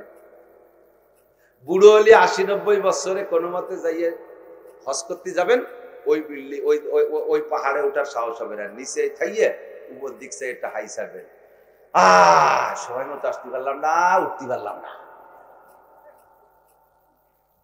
শক্তি থাকতে, পয়সাওয়ালারা, শক্তি থাকতে, বল থাকতে একটা বার যান। বুড়ো হলে আবার যাইয়েন, আল্লাহ বাঁচানি। শক্তি বল থাকতে একবার যান, ওই জায়গায় যাবেন। আল্লাহ আমাকে দিয়েছে, জায়গাটা বড় ক্রিটিক্যাল জায়গা, উঠতে পারি কষ্ট হয়। তো এখন ইদানিং এবার যে দেখলাম সিঁড়ি বানাই দিয়েছে সরকারি ভাবেই, এবং আতল টাতল এসএস দিয়ে সুন্দর করে আতল টাতল দিয়ে দিচ্ছে। আগে রিস্ক ছিল খুব, আমি ওই রিস্কের সময় উঠছি, উপরে যাইয়ে ফিরে আবার দক্ষিণ দিকে একটু নামিয়ে এরপরে এরকম চ্যাপটা ছোট একটা ফাঁক আছে, ওই ফাঁক দিয়ে ঢুকে তার ওই পাশে হলো সেই গুহাটা। তো ওই জায়গায় যে আমার মতো চিকুন মানুষ, আমি তো একেবারেই পাতলা, আমি ঢুকছি তা আমার পিঠ পেট ঠেয়ে যায় এর চ্যাপটায় ঢুকতে হয়। আমার ওই সময় জীবনে সবচেয়ে বেশি ভয় পাইছি, আল্লাহ যে পরিমাণ আকাম কুকাম করে বাংলাদেশের আইছি, আর এই জাতা কলের মধ্যে তো নিজেই ঢুয়ে গেলাম, যদি আল্লাহ আর জাতি দেবো না, একটা ঠাসাই দিয়ে ছেড়ে দেয়, তাই তো শেষ এই জায়গায়। পরে আবার সাহস করলাম যে গুণা তো আমি অবশ্যই করেছি, আমার মতো বা আমার চাইতে বেশি গুণাগার ওই জায়গাতে যাতায়াত করছে, আল্লাহ কেউ আটকায় রাখে নাই। এরপরে ঢুকছি একেবারে ফজরের নামাজ মক্কায় পড়িয়া গাড়ি নিয়ে গেছি, আমাদের বিশ্বাস যে আজকে আমাদের আগে কেউ যেতে পারে নাই। তো ওখানে নিচে শহরের নাম হলো আজিজিয়া, সম্ভবত ওই এলাকার কোনো মেয়ে হবে নাকি, যে দেখি যে 3টি মেয়ে, যুবতী 3টি মেয়ে, বোরকা পরা, পর্দা, শতভাগ পর্দার সাথে, ওর মধ্যে বসে ওরা কান্নাকাটি করতেছে। ওরা কোন সময় গেছে তা আল্লাহ জানে, কান্নাকাটি করতেছে। আমরা গেলে সংকেত দিলে ওরা সরে গেছে। আমরাও 3 জন গেছি, যে ইশরাকের নামাজ পড়লাম। যাওয়ার সময় দেখছি, আমি তো পেলপেলে উঠে গেছি, পাতলা মানুষ ঠেই নেই। যাওয়ার সময় যে পাকিস্তানি একদম এই মোটা ধুমচা বুড়ি হাঁটতি ও ঘেমিয়ে গেছে, জামা কাপড় খুলি এনে খালি পায়জামা বুড়ি বাড়তেছে, লাল টকটকে চেহারা, ঘাম মুক্তার মতো গা বেয়ে বেয়ে পড়তেছে, লাল হয়ে গেছে মুখ কান। আমি ওই ইশরাক পড়ে টড়ে তারপরে আইছি, আসার পরে ওই লোক উঠছে উপরে, আগে উঠতে তারপর একটু নিচে নামতে। আমি ওরে বললাম যে ভাই আপনার ইরাদা क्या है, কি জন্য আসছেন? মায়ে গারে হেরামে 2 রাকাত নামাজ পড়বো। আমি ওই গর্তের মধ্যে 2 রাকাত নামাজ পড়বো। আমি ওরে বললাম कि अगर नमाज पढ़ना ही है, अगर वहां जाना ही है, तो अपने पेट को यहाँ रख दो। যদি ওই জায়গা জাতি হয়, বুড়িটা এনে থুইয়ে তুমি একা যাও। আমি ঢুকতে পারি না, তুমি চাইছো, তুমি আমার 4 জনের সমান মোটা হবে কমনীয়। ও আইসে দেশে শুনিয়ে अब बंगाली है, मैं बंगाली हूँ। तो এরপরে তো আমি তাকায় রয়েছি, দেইও কি করে, मैं कोशिश करो का চেষ্টা হয়ে দেখি, कोशिश करो যাইয়ে চেষ্টা দেখলাম যে ও সেই পেট নিয়ে ঢুইয়ে গেল। কি দেখি এইভাবে চ্যাপটা চুপটু হইতে গোষ্ঠী সে ঢুইয়ে গেল। ও জায়গাটা ওই রকমই জায়গা, আপনি গেলে ঢুকতে পারবেন, যত মোটা হন ঢুকতে পারবেন, যত চিকন হন তাও আপনি এরকম বাধা ভাবে যাবেন। জায়গাটা নবী আলাইহিস সালাতু ওয়াস সালাম 40 দিন সে জায়গা বসে আল্লাহকে খুঁজছে, এখনো পর্যন্ত এর আগে নবুয়তি পাই নাই, জিবরাইলের সাথে সাক্ষাৎ হয় নাই। আল্লাহ কে, আল্লাহ যে সৃষ্টিকর্তা, আল্লাহকে খোঁজার জন্য এটা মেধা আল্লাহ তৈরি করে দিয়েছে। আর ওই জায়গায় বসে 40 দিন ইতিকাফ করছে আল্লাহকে খোঁজার জন্য, খুঁজতে 40তম দিন গভীর রাত্রে জিবরিল আলাইহিস সালাম এসে মানব রূপ ধারণ করে, শুনেছেন উলামায়ে কেরামের কাছ থেকে বহুবার, পরিচয় দেয় আনা জিবরাইল জিতু মিনাল্লাহ ওয়া আনতা নবিয়ুল্লাহ, আমি আল্লাহ জিবরাইল, আল্লাহর পক্ষ থেকে আসছি, তুমি আল্লাহর নবী। এমন 2-4 কথা কয়ে নলি পারে, কোন পরিচয় ছাড়াই সামনে এসে ইকরা পড়েন। হুজুরকে মা নবী কারি, আমি তো পড়তে পারি না। সুম্মা কালা ইকরা, আবার কয় পড়েন। মা নবী কারি বলছি না, পড়তে পারি না। সুম্মা কালা ইকরা, আবার কয় পড়েন। হুজুরকে মা নবী কারি, আমি তো পড়তে পারি না। ফাগাত্তা মুহাম্মাদান সাল্লাল্লাহু আলাইহি ওয়াসাল্লাম সাদরিহি, নবী আলাইহিস সালামকে ধরে বুকের সাথে একটা চাপ দিয়েছে, এতটুকু পরিমাণে চাপ দিয়েছে যে জিবরাইলের সিনের ভিতরে থেকে ওই এক রাতেই 30 পারা কোরআন শরীফ সম্পূর্ণ নবী পাকের সিনার মধ্যে ঢুকে গেছে। বিশ্বাস হয়? তাসেন আমি আপনি চাপ দেয় দেখে দেখে দুধ হয়নি। এই কথাই এই পশ্চিমে পণ্ডিতরা নিয়ে হাসাহাসি করে, বছর ভরে বই পড়ায় 15-16টা প্রাইভেট মাস্টার, লাখ টাকা খরচ করি, তাই পরীক্ষা পাস তো দূরই কথা, ফেলও করতে পারে না। এক লাইন ফ্যাটের মধ্যে যায় না, আর বইয়ের সাথে বুক মিশে ঠেসা দেয়, সব চলে যায়। ফাও কথা পাও কোন জায়গায়? আমি বললাম ফাও কথা তোকে কাছ থেকেই পাইছি। এই মোবাইলের ভিতরে 32 GB একটা মেমোরি আছে, 5 বছরের বয়স, 5 বছর কিন্তু বহু কিছু লোড দিছি। আজকে নতুন আর একটা মোবাইল কিনছি, তার মধ্যে 32 GB মেমোরি একটা আছে। এই 32 GB কে লোড দিতে আমার 5 বছর টাইম লাগাইছি। এবার এর প্যাটের মধ্যে যা আছে ওই মোবাইলের মেমোরির মধ্যে ঢুকানো যায় কি যায় না? 5 বছর লাগে, 5 বছর লাগে। ব্লুটুথ কানেকশন দিয়ে একটা বইয়ের সাথে একটা বুক মিশাই 1 সেকেন্ডে 2 মিনিট হয়, তুই সব এর প্যাটের মধ্যে, তোর প্যাটের মধ্যে যায়। তোর একটা জড় পদার্থ মোবাইল, তার কোনো আত্মাও নাই, তার কোনো নিজস্ব জ্ঞান বুদ্ধি নাই, তার সিনের মধ্যে থেকে যদি এভাবে সিনে মিশে শোয়ায় তুলে ঢুয়ে যেতে পারে, তাহলে জিবরাইল রুহুল কুদুস তার সিনার থেকে মুহাম্মদুর রাসূলুল্লাহর সিনার মধ্যে 30 পারা কোরআন শরীফ একসাথে ঢুকতে পারে কি পারে না? আমার জবাব হুকুম পাবো জবাব না, দেখ তুই কি জবাব দিবি, তোর যে জবাব আমারও সেই জবাব। আশা আসি সেদ রাখে, মুসলমানরা বাপের কবরের দ্বারে বসে 3 বার কুলু পড়ে আর সব নেকি বলে কবরের মধ্যে চলে যায়। সে কবর দিয়ে কিভাবে টাইট করে বন্ধ রেখেছ, পাড়ায় পাড়ায় গাদায় দিচ্ছ, কোনো হিন্দি একটা হুজুর রাহনাইতে সেই ব্যক্তি কোনো ছিল লোক গাদারে কি কব, ওরে জব দেবো কি কইয়া, তুই আমেরিকাতে টাকা ছাড়িস বিকাশে আর বাংলাদেশের বিকাশের মধ্যে ঢোকে কি ঢোকে না? টাকা ঢোকে না, ঢুকলে দোকানে নিলি বেরোয় দেয় কেন? টাকা যে আমেরিকার থেকে আসছে, আসার সময় কি দেখছেন যে এই ব্যক্তি আসলো? ও যদি উড়িয়ে উড়িয়ে আসতো তাহলে পথে ইন্ডিয়ানরা জাল পাইতে ধরে রাখতো সব, ওকে একটা টাকা বাড়ি আসতে দিত। তো তোর এই বুবা মোবাইলের সিনের ভিতরে এর মধ্যে ঢুকলো কোন ফুটোই দিয়া? এই মোবাইলের ভিতরে যেই ফুটো দিয়ে বিকাশের টাকা ঢোকে, আমার আব্বার কবরে যার জন্য ওই একটা ফুটো, ঠিক না? ক্ষমা জবাব হুকুম ফগওয়া জবাব না।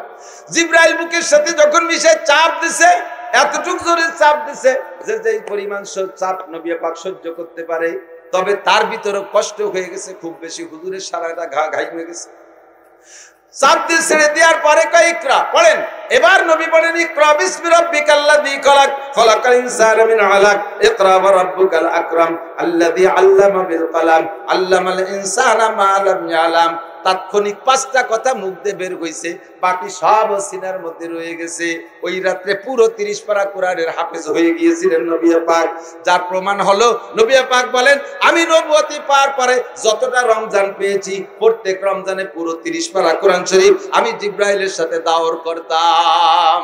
জিবরাইল এক খতম শুনাইতো, আমি এক খতম শুনাইতাম, সারা রমজান দুইজনে কোরআন পড়াপড়ি করতাম। যদি ওই বছর ওই চাপে 30 পারা কোরআন শরীফ একবারে সিনার মধ্যে না গিয়ে থাকে, তাহলে ওর পরের বছর রমজানে 30 পারা শুনি করে কিভাবে? কতক্ষণ ঠিক না? আল্লাহু আকবার। এদিক তাকান, এই জাবালে নূর, এই পাহাড়টার নাম হলো জাবালে নূর, গর্তটার নাম গারে হেরা, হেরা গুহা। আয়াত নাজিল হইছে ওই জায়গা 30 পারা নবীর সিনার মধ্যে ঢুকছে, কিন্তু প্রকাশ করছে কয় আয়াত? এখনো পর্যন্ত গারে হেরার ওই জায়গা এই ইকরা বিসমি এখনো কলম দিয়ে লেখা আছে, রং দিয়ে লেখা আছে, এই ছাড়া আর কিছু না। জাবালে তুনুরকে যদি জিজ্ঞেস করেন, ও জাবালে নূর তুমি 30 পারা কোরআন শরীফ আমাকে শোনাও, খেয়াল করেন ওই নূর পাহাড়ে, পাহাড়কে হীরা পাহাড়কে যদি বলা হয় তুমি 30 পারা কোরআন শরীফ আমাদেরকে শোনাও, তোমার উপরে থাকা অবস্থায় নবী পাকের পর 30 পারা কোরআন শরীফ নাজিল হয়েছিল, ওই পাহাড়ে কি 30 পারা শুনাইতে পারবে? বোঝেন নাই কথা? 30 পারা তো নবী মুখস্থ করছে, পাহাড়ে কি মুখস্থ করছে? পাহাড়ের গায়ে 5টা আয়াত লিখে রাখছে। সারা পৃথিবীর মুসলমানরা ওই পাহাড়ে কোরআন শরীফ নাজিল হওয়ার বদৌলতে 5টা আয়াত তার গায়ে মুসলমানরা লিখে রাখছে। এই পাহাড়টা এত দামি হয়ে গেছে এই 5টা আয়াত জায়গা নাজিল হওয়ার কারণে। সারা পৃথিবীর মুসলমানরা মক্কায় যাইয়া আর কোন জায়গা দেখুক আর না দেখুক, জাবালে নূর এই গারে হীরাটা দেখতে যায়। গারে হীরা জাবালে নূরের পিছনে দাঁড়াইলে সে আমাদেরকে ইমামতি করতে পারে না, সে আমাদের নামাজ পড়াইতে পারে না, একটা আয়াতও পাহাড়ে আমাদেরকে শোনাইতে পারে না। মাত্র 5টি আয়াত তার গায়ে নাজিল হওয়ার কারণে সে যদি এত দামি হইয়া যায়, ও বাবা একটু খেয়াল করেন, একটু লক্ষ্য করেন, যে হাফেজে কোরআন আশরাফুল মখলুকাত মানব জাতি, মানুষ তো হাফেজে কোরআন, হাফেজ হয়তো মানুষ, একজন হাফেজে কোরআন 30 পারা কোরআন শরীফ মুখস্থ করছে, তার সিনার মধ্যে 30 পারা কোরআন শরীফ আছে। এবার আপনি জবাব দেন, ওই জাবালে নূর গারে হীরার চাইতে এই হাফেজে কোরআনের দাম কম না বেশি? ওরে যদি সারা পৃথিবীর মানুষ দেখতে যায়, তাহলে একেও সারা পৃথিবীর মানুষ দেখতে আসা উচিত।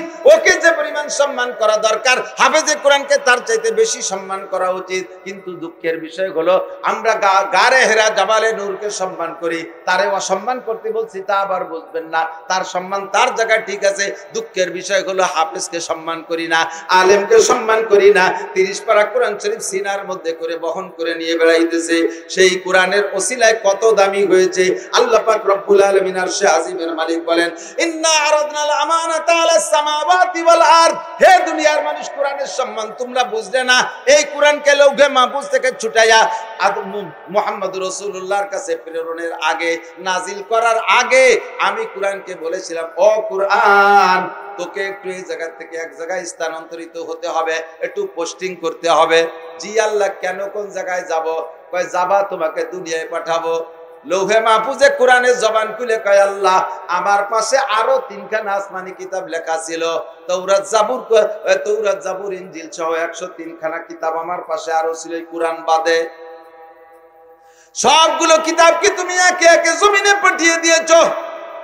আমার কানে খবর আসছে তোমার বান্দারা এই আসমানি কিতাবের সাথে সদ্ব্যবহার করে নাই, তাহরিফ তাবাদদুল তাগায়ুর পরিবর্তন করে, তার হুকুমও তারা মানে নাই, তার শরীয়ত তারা মানে নাই, সংবিধান তারা মানে নাই, ওই কিতাবের সাথে বেয়াদবি করেছে। আল্লাহ, অবশেষে যাইতে যাইতে আমি একাই ছিলাম, আমারে দুনিয়ায় পাঠাইয়া দিবা। ও আল্লাহ, তোমার বান্দারা আমার সাথে অসম্মানী করবে।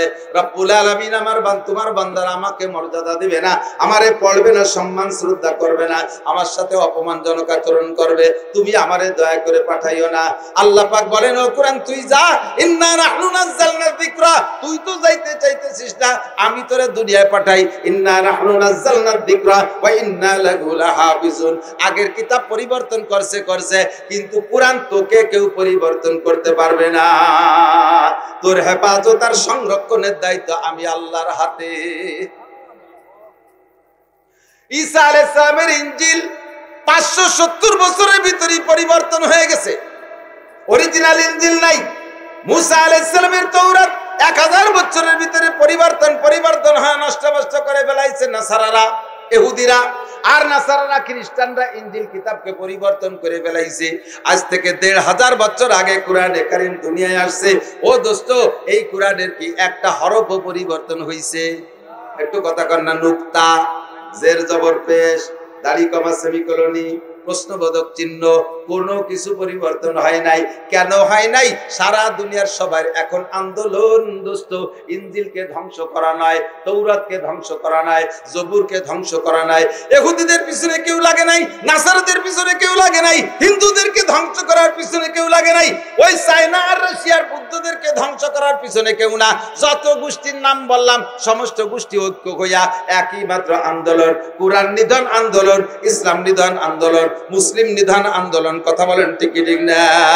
যাদের এত জ্ঞান দিয়েছে, যারা কম্পিউটার মোবাইল বানায়, যারা চাঁদে যায়, মঙ্গল গ্রহে যায়, তারা তাদের জ্ঞানের অভাব নাই। কোরআনের ভিতরে হস্তক্ষেপ করে পরিবর্তন করার চেষ্টাও যে তারা করে নাই তা না। আল্লাহ পাক রব্বুল আলামিন বলেন, ও কোরআন তুই যা, তোরে হেফাজত করব। কোরআনটা ঠিক আছে আল্লাহ, যাব, তাহলে আমার দ্বারা ফায়দা কি হবে?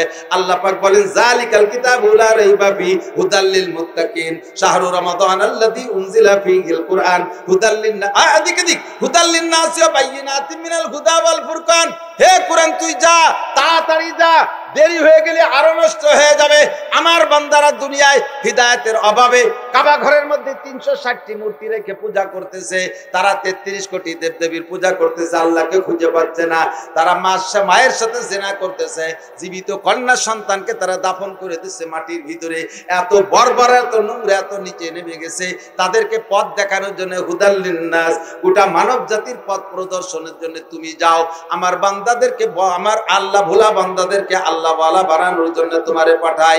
কুরআন রাজি হয়ে গেলে, জি আল্লাহ, আমার দ্বারা যদি তোমার বান্দাদের উপকার হয় তাহলে আমি যাব। তাহলে শর্ত হলো, আল্লাহ আমাকে রাখবা কোথায় বলো, যাইয়ে থাকবো কোন জায়গা? খেয়াল করতেছেন?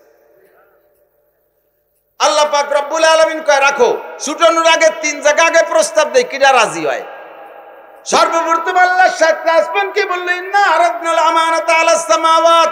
7 আসমানকে বললাম, আসমান তোরা আমার কোরআনটারে কিছুদিনের জন্য বহন করে, এতদিন লৌহে মাহফুজে ছিল, আর এক জায়গায় নিয়ে যাব, সেই জায়গায় সহি ঠিক হওয়ার আগ পর্যন্ত কিছুদিন তুই একটু পিঠের উপরে বহন কর। আসমানে কয়, আল্লাহ বানাইছে বড় শক্ত করে। একটু আগে মৌলানা নাসিরদা বলেছে, এত বড় শক্ত করে আসমানকে তুমি বানাইছো, তাই বলে কি আল্লাহ তোমার কোরআন বহন করার ক্ষমতা আমার আছে? আমার উপরে কোরআন রাখলে আমি কোরআনের বারে হুড়মুড় করে ভাঙ্গে চুরে জমিনে পড়ে যাব। আল্লাহ দয়া করে আমার পিঠের উপরে কোরআন রাখো না, জমিনের বড় শক্তি আছে, পাহাড় পর্বত গাছপালা বৃক্ষাদি তরুলতা ইন্ডাস্ট্রিজ কলকারখানা লক্ষ লক্ষ কোটি কোটি টন টন বহন করে জমিনে, ওই জমিনের উপরে রাখতে বড় জমিনের ক্ষমতা আছে। আল্লাহ পাক বলেন এরপরে জমিনকে প্রস্তাব দিলাম, জমিন কিছুদিন আমার কোরআন খান্ডে একটু বহন কর, এরপরে আমি সরাই নিয়ে যাব। কোরআনে কয় আল্লাহ আমি সব কিছু বহন করতে পারি, কিন্তু জমিনে বলে আল্লাহ আমি সব কিছু বহন করতে পারি কিন্তু কোরআন বহন করার ক্ষমতা আমার নাই। আমার উপরে কোরআন রাখলে মাটির নিচে ডেবে চলে যাব, পানির নিচে ডেবে চলে যাব। ওই যে পাহাড় পর্বত দেখো, জাপান থেকে নিয়ে পর্বতমালা আমেরিকা পর্যন্ত বিশাল পাহাড়, তুমি বলেছো পাহাড়কে বানাইছো জমিনের প্যারাগের মতো। জমিন আমি নড়ি চড়ে যেতে পারি, পাহাড় দিয়ে তুমি পাওয়ার দিয়ে প্যারাগ করে রেখেছো। এই পাহাড়ের অনেক ক্ষমতা আল্লাহ তুমি পাহাড়ের উপরে রাখো। পাহাড়ের উপরে যখন প্রস্তাব দিয়েছে, পাহাড় আশফাক না থরথর করে কাঁপা শুরু করছে। আল্লাহ কয় ও পাহাড় তুই যদি কাঁপিস তাহলে জমিনে তো হেলে দুলে নষ্ট হয়ে যাবে, তুই কাঁপিস কেন? কয় আল্লাহ জমিনকে ধরে রাখতে পারি, বানাইছে বড় শক্ত করে, কিন্তু কোরআন বহন করার ক্ষমতা আমার নাই। আসমানে রাজি হয় না, জমিনে রাজি হয় নাই, পাহাড় পর্বতে ভয় পায়। ইতিমধ্যে আপনাদের শাকপাল দিয়ে নতুন মাদ্রাসার ছাত্ররা এরা কয় আল্লাহ তোমার কোরআন এত দামি। মৌলানা নাসির সাহেব বলল যার সোয়া জাবালে হেরা, গারে হেরা এত দামি হয়েছে, জাবালে নূর দামি হয়ে গেছে। এই কোরআনের সোয়া যার সাথে লাগে সেই দামি হয়ে যায়। টেবিলের উপরে কোরআনের সোয়া লাগলে তারে পা লাগানো যায় না। 20 টাকা দামের রেহাল কাঠের উপরে কোরআন থুইলে সেই 20 টাকা দামের রেহাল কাঠ সুমুখার যোগ্য হয়ে যায়। কতক্ষণ ঠিক ঠিক না? বাড়ির সিরান একরা দিয়ে কোরআন শরীফে জামা দেয় পাবলিকে, এই সিরান একরা কোরআন শরীফের সাথে সোয়া লাগার কারণে কত দামি হয়ে যায়। 12,000 টাকা দামের শাল রে পায়ের নিচে নিয়ে পাড়ায়, কিন্তু কোরআন শরীফের গায়ে তো পুরন লুঙ্গির তেনা দিয়ে একটু পেঁচানো আছে, ওই দিয়ে হাতেতে পড়ে গেলে উঠে চুমো খায়। কতক্ষণ খাই কি খায় না? তোমার কোরআনের এত দাম, ও আল্লাহ যেই কোরআনের সাথে যারই সোয়া লাগে সেই চুমো খার যোগ্য হয়ে যায়। এই কোরআন তুমি এত জায়গা ফেরি করতেছো, কেউ নিচ্ছে না, আমাদের কাছে দাও আমরা পড়বো। ছোট্ট মক্তবের বাচ্চারা কয় বিসমিল্লাহির রহমানির রহিম, আলহামদুলিল্লাহি রাব্বিল আলামিন, আর রহমানির রহিম, মালিক ইয়াউমিদ্দিন, আলিফ লাম মিম, যালিকাল কিতাবু লা রাইবা ফি। একে একে পড়া শুরু করে দিয়েছে। মানুষে কোরআন গ্রহণ করলো। আল্লাহ কয় ওয়া হামালাহাল ইনসান, কেউ নিতে চায়নি, অবশেষে গ্রহণ করেছে মানব জাতি। ইন্নাহু কানা যালুমান জাহুলা ওয়া হামালাহাল ইনসান ইন্নাহু কানা যালু। খেয়াল করতেছেন নাকি জানি না, কেউ রাজি হয় নাই, অবশেষে নেছে কারা? কোরআন শরীফ গ্রহণ করছে কারা? জিন, বাঘ, হাতি, হরিণ, উট। কারা? আমরা। বলেন আমরা। আপনারা গ্রহণ করেন নাই কোরআন শরীফ? কোরআন শরীফ আমরা গ্রহণ করছি। তাতে আল্লাহ বেজার না খুশি? আল্লাহ বেজার হওয়ার কথা না খুশি হওয়ার কথা? আল্লাহ খুশি হয়ে কবে থ্যাংক ইউ, ধন্যবাদ, ওয়েলকাম, এই কবে না? আল্লাহ কা ইন্নাহু কানা যালুমান জাহুলা। মানুষ জালেম আর জাহেল, তোকে কোনো বোধ আছে? হ্যাঁ, এত বড় কোরআন আসমানের রাজি হলো না, পাহাড়ের রাজি হলো না, জমিন, তুই আর নিলি কোন সাহসে? তুই জালেম আর জাহেল। জালেম মানে সীমা লঙ্ঘনকারী, জাহেল মানে মূর্খ। এই কথা দুটো আল্লাহর ভাষায় শক্ত ভাষা না? তা আল্লাহ এই জায়গা থ্যাংক ইউ ওয়েলকাম না দিয়ে জালেম জাহেল কেন কইলেন? এই জালেম জাহেল মানে অরিজিনাল জালেম জাহেল না, এটা হলো আদর আর স্নেহের। এদিকে খেয়াল করেন, আপনার ছেলেটা আইএতে ফার্স্ট ক্লাস ফার্স্ট, মেধা তালিকায় বাংলাদেশে নাম্বার 1। আপনার ছেলেটা ম্যাট্রিকে পুরো ফরিদপুর জেলার ভিতরে 1 নম্বর হয়েছে। রেজাল্ট নিয়ে বাড়ি আসলে আপনি কি করেন? ওরে আমার পাগল, এদিকে কয় না? এ পাগল কারে কয়? যে বাজার দিয়ে ন্যাংটা ঘুরি বেড়ে ওঠে পাগল না? জৈটো মইছো তো ওই পাগল আর এই পাগল কি এক পাগল? এ পাগল মানে সে পাগল না, ঠিক না?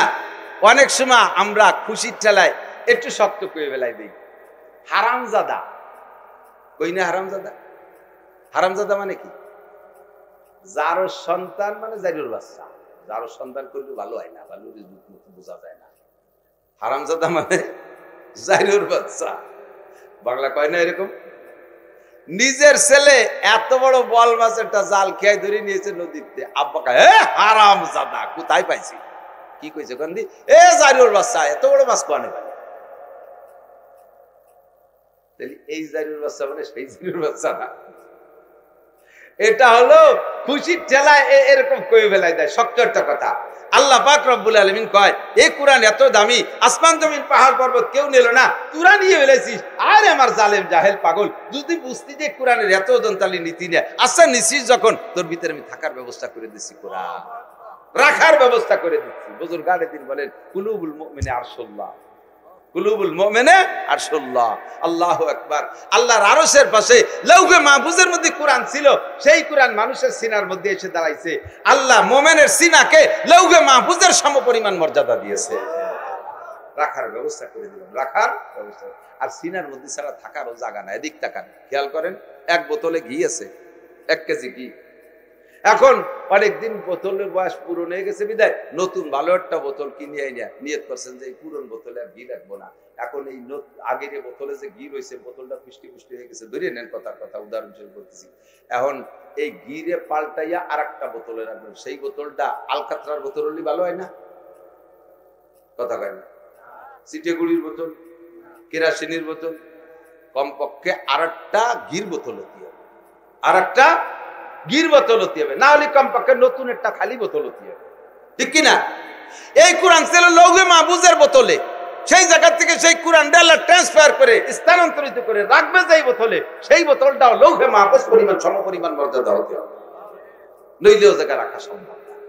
মাটি তেলের বোতলের ভিতরে ঘি রাখলে তা কয়দিন পর মাটি তেল হয়ে যাবে। এই জন্য আল্লাহ তাআলা সিনার মধ্যে কোরআন দিয়ে মানব জাতিকে দামি বানাইছে। কন্যা সুবহানাল্লাহ।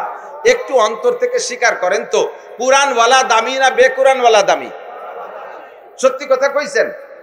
আপনি কন্যা কর, তাতে কিছু আসে যায় না। বিশ্বনবী যার সার্টিফিকেটে হাজার হাজার লক্ষ লক্ষ কোটি কোটি মানুষ জান্নাতি হবে, সেই বিশ্বনবী বলেন খায়রুকুম মান তাআল্লামাল কুরআনা ওয়া আল্লামা, তোমাদের মধ্যে সবচেয়ে ভালো, বলেন তোমাদের মধ্যে সবচেয়ে ভালো। বোঝেন এই কথা কি কইছে? কোন তো খয়ের হুজুরের কাছে শুনে দেখেন, উলামায়ে কেরামের শুনে দেখেন, খয়ের ইসমে তাফজিল, তার মানে সবচেয়ে ভালো। সবচেয়ে ভালোর পরে কে ভালো হয়? সবচেয়ে বড়র পরে বড় হয়। একজনটা 4 ভাই, এই দমদম করে 1-1.5 বছরের ছোট বড়, তো কতদিনই ছোট মোটো ছিল, পরে সাবালেকার পরে একে ঝাঁকিতে চাই এটা বড় হয়ে গেছে, কিন্তু বোঝা যায় না যে কোনটা ছোট কোনটা বড়, কোনটা মাঝে কোনটা সাইজে। এক মুরব্বী কয় মাঝে জন্ডে ধরে জিজ্ঞেস করতে, বাবা তোকে যে চারিয়ে বাইরে একরকম দেওয়া যায়, তোর মধ্যে বড় কেটা? তো মাঝে জন কয় সবচেয়ে বড় আমি, তার চেয়ে বড় মেবাই। সবচেয়ে বড় আমি, তার চেয়ে বড় মেবাই। তাহলে সবচেয়ে বড়র উপরে মেবাই বড় হয় কি রে? সবচেয়ে বড় যে সেই তো মেবাই। আপনি আমিও ওই রকম বলদের মতো এক বলদ। সবচেয়ে ভালো কে? যে কোরআন পড়ে আর পড়ায়। বলেন সবচেয়ে ভালো কে? অথচ বাহ্যিক ভাবে দেখি সব বলিও তাই, সবচেয়ে ভালো কোরআন পড়নেওয়ালা পড়ানেওয়ালা, তার চেয়ে ভালো এসপি, তার চেয়ে ভালো ডিসি, তার চেয়ে ভালো ইঞ্জিনিয়ার, তার চেয়ে ভালো প্রফেসর, তার চেয়ে ভালো যে ইংরেজি জানে, তার চেয়ে ভালো যে সচিব, এরপরে সব বড়দেরকে দুনিয়ার অফিসারদেরকে তার চেয়ে ভালো বলিয়ে দাবি মানে বুঝাইতে চাই, এভাবেই তাদেরকে সম্মান করি। অথচ মুখে বলছি সবচেয়ে ভালো যে কোরআন পড়ে আর পড়ায়, ওই বলদের মতো সবচেয়ে বড় আমি, তার চেয়ে বড় মেবাই। সবচেয়ে ভালো হুজুর, তার চেয়ে ভালো ডিসি, সবচেয়ে ভালো হাফেজ, তার চেয়ে ভালো এসপি, সবচেয়ে ভালো হাফেজ, তার চেয়ে ভালো প্রিন্সিপাল, সবচেয়ে ভালো হাফেজ, তার চেয়ে ভালো এমপি, সবচেয়ে ভালো হাফেজে কোরআন, তার চেয়ে ভালো মন্ত্রী। এ কথা ওই বলদের মতো বলদ কথা ছাড়া কিছুই না। সবচেয়ে ভালো যে কোরআন পড়ে, ফাঁকে বুঝে নেন, মন খারাপ করেন না। মনে করছে হুজুর রানী দিকে দাম নিজেরা বাড়াচ্ছে। আমি কি কইছি সবচেয়ে ভালো আব্দুল কাইম সাহেব, সবচেয়ে ভালো আব্দুল গফফার সাহেব? আল্লাহও কইনি, নবীও কইনি। সবচেয়ে ভালো ওই ব্যক্তি, এনিম্যান এভরিবডি, প্রত্যেকটা মানুষ সবচেয়ে ভালো ওই ব্যক্তি যে কোরআন পড়ে আর পড়ায়। সেই ব্যক্তি আপনি কৃষক, সেও সবচেয়ে ভালো। সেই ব্যক্তি আপনি পুলিশ, কোরআন পড়তে পারেন, আপনি সবচেয়ে ভালো। সেই ব্যক্তি আপনি মাস্টার, সবচেয়ে ভালো। সেই ব্যক্তি আপনি ডাক্তার, সবচেয়ে ভালো। সেই ব্যক্তি আপনি ইঞ্জিনিয়ার, কোরআন পড়তে পারেন, সবচেয়ে ভালো। সেই ব্যক্তি আপনি মন্ত্রী, কোরআন পড়তে পারেন, সবচেয়ে ভালো।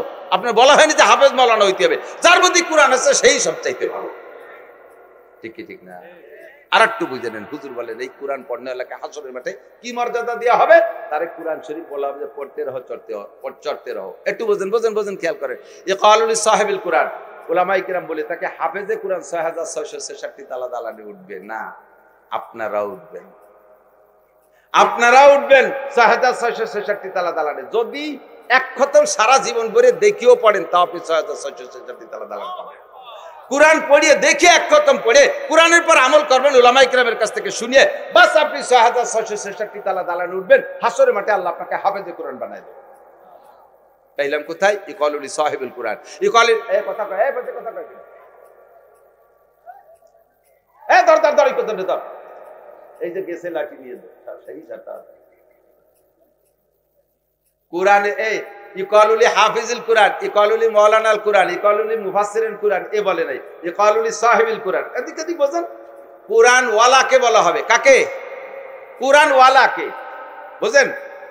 আপনি 100 রিকশা কিনছেন, বুঝে নেন, 100 রিকশার মালিক আপনি, রেজিস্ট্রেশন আপনার নামে, আপনার টাকা দিয়ে 100 রিকশা বানাইছেন, 1 কোটি টাকা দিয়ে, 1 লাখ টাকা দামে ব্যাটারিয়ালের রিকশা তো দামি হয়ে গেছে, 1 কোটি টাকা দিয়ে 100 খান রিকশা বানাইছেন, রিকশার রেজিস্ট্রেশন আপনার নামে, 1 খান রিকশাও কি আপনি নিজে চালান? 100 খান রিকশার মালিক যে লোক, সে লোকটা 100 খান রিকশা চালায় না। 100 রিকশা ভাড়া দিলে এখন দৈনন্দিন 1000 টাকা ভাড়া পাচ্ছে। 100 রিকশা ডেলি 1 লক্ষ টাকা, মাসে 30 লাখ টাকা যে লোকটা ইনকাম করে, ও লোক নিজে 1 খান রিকশা চালায় না, অথচ 100 রিকশার মালিক কিন্তু সে। এবার ওই লোকটা যদি হাটে বাজারে যায়, মূল মালিক যে, তারে কি কেউ কবে ও রিকশাওয়ালা দাঁড়াও? কয়? কারে কয়? ওনার কাছ থেকে নিয়ে যারা ভাড়া চালায় হাতে রিকশা, তারে সবাই রিকশাওয়ালা করে ডাকে। রিকশার মালিক কিন্তু সে না, রিকশার মালিক আর একজন, ওর হাতে রিকশা, তারই রিকশাওয়ালা করে ডাকে। ডাকে কি ডাকে না?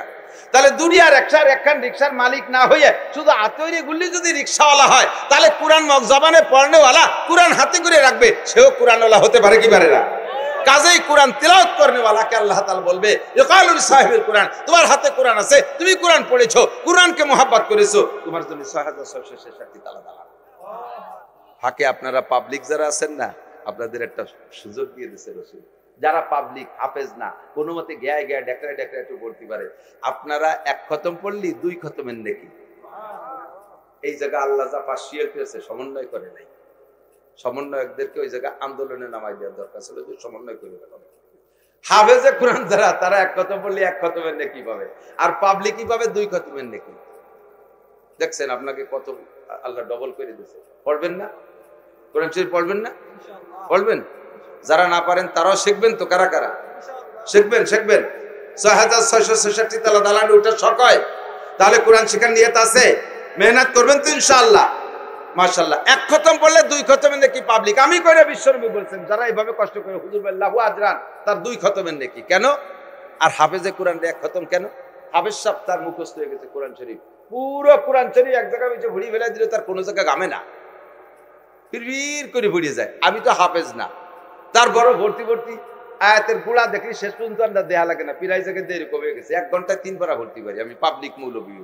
আর হাফেজরা তো আরো ভালো পারে। তাহলে 3 পারা কোরআন শরীফ পড়তে কোনো জায়গা আমাকে গামে না। আর পাবলিকই হাফেজে 1 ঘন্টায় 3 পারা পড়ে, আর পাবলিকই 3 ঘন্টায় 1 পারা পড়ে, ঠিক না? ভর্তি চোখ লাল হয়ে গেছে, চশমার একবার হেনে নামায়, একবার হেনে ঝাপটা দেয়, চশমা মোছে, মাথা মোছে, জামা খুলছে, পরে গেঞ্জিও খুলছে, পরে লুঙ্গির 1 পাশ সরিয়ে তল দিয়ে বাতাস নিচ্ছে, তারপরেও গাবি যাচ্ছে, পড়া ছাড়ে না। আর পরে হুজুর পড়ে আর তো পড়ে, ঠিক না?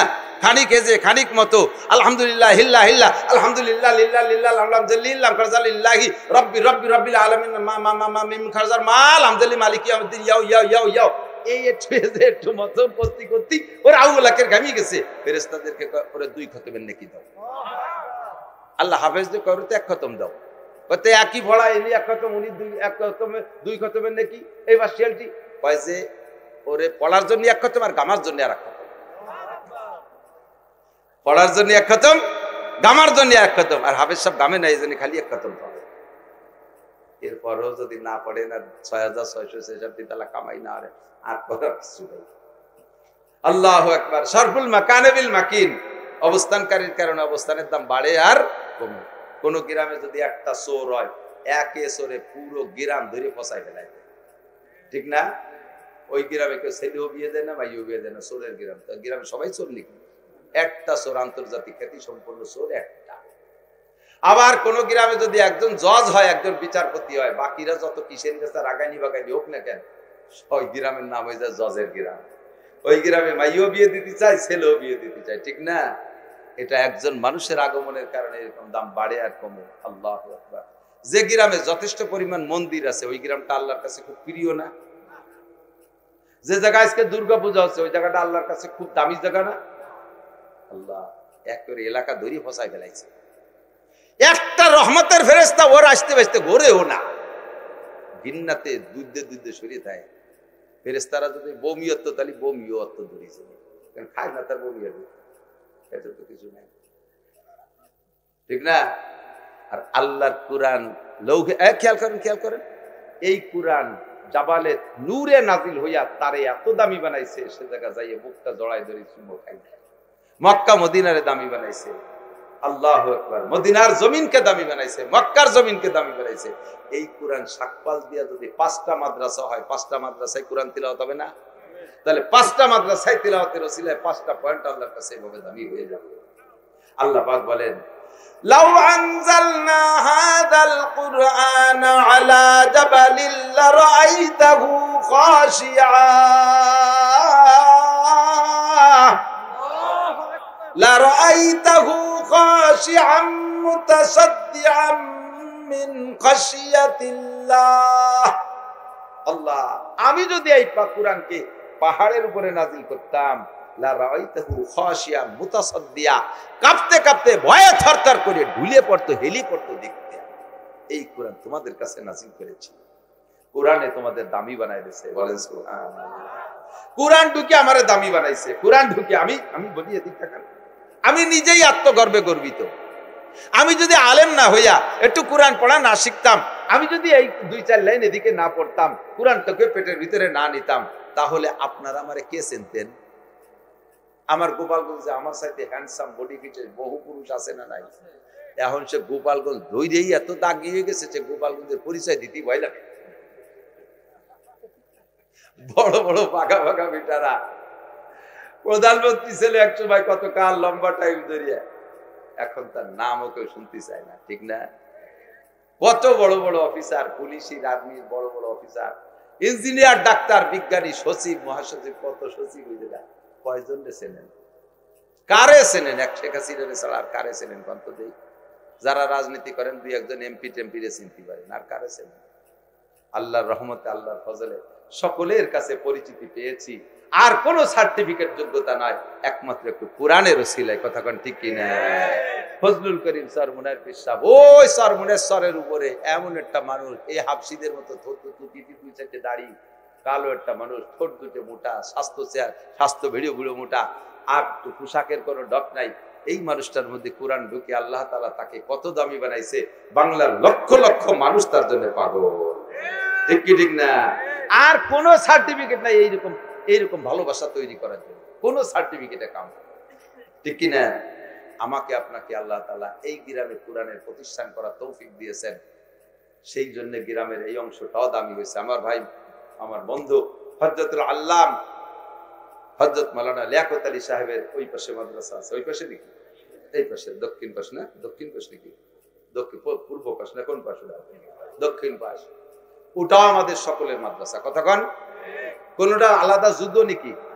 এইটা হইছে বলে ওইটা ধ্বংস হয়ে যাক, কেউ চান? আর ওইটার সাথে যারা বেশি আছেন তারা কি চান যে এটা ধ্বংস হয়ে যাক? তাহলে আপনি এটা কোরআনের প্রতিষ্ঠানের ধ্বংস কামনা করতেছেন, আপনার ধ্বংস নিবারণ। আপনি এটারও চাইবেন, ওটারও চাইবেন। আরে ভাই, একই গ্রামে 2-4টে 3-4টে স্কুল রয়েছে, একই গ্রামে কেজি কিন্ডারগার্টেন কত তা বানাচ্ছে, তাতে কম পড়ে না, তাতে বেশি হয়ে যায় না, এ জায়গা বেশি হয় কে? বরঞ্চ যত মাদ্রাসা বাড়তেছে তত বেদাত দূর হচ্ছে। এদেশে বহু বেদাত ছিল না? মাওলানা লিয়াকত আলী সাহেব, ইসমাতুল্লাহ কাসেমি, উলামায়ে হক্কানি এদেশে আসার কারণে আল্লাহর রহমতে বহু বেদাত বিতাড়িত হয়ে গেছে। আরো যেটুকু বাকি আছে, ঘরে ঘরে গ্রামে গ্রামে মাদ্রাসা হওয়ার ওসিলায় কোরআনের ফোকাসে এই লাইটে সমস্ত বেদাত বিতাড়িত হতে বাধ্য হবে। যখন তখন প্রত্যেকের ঘরে একটা বক্তা তৈরি হবে।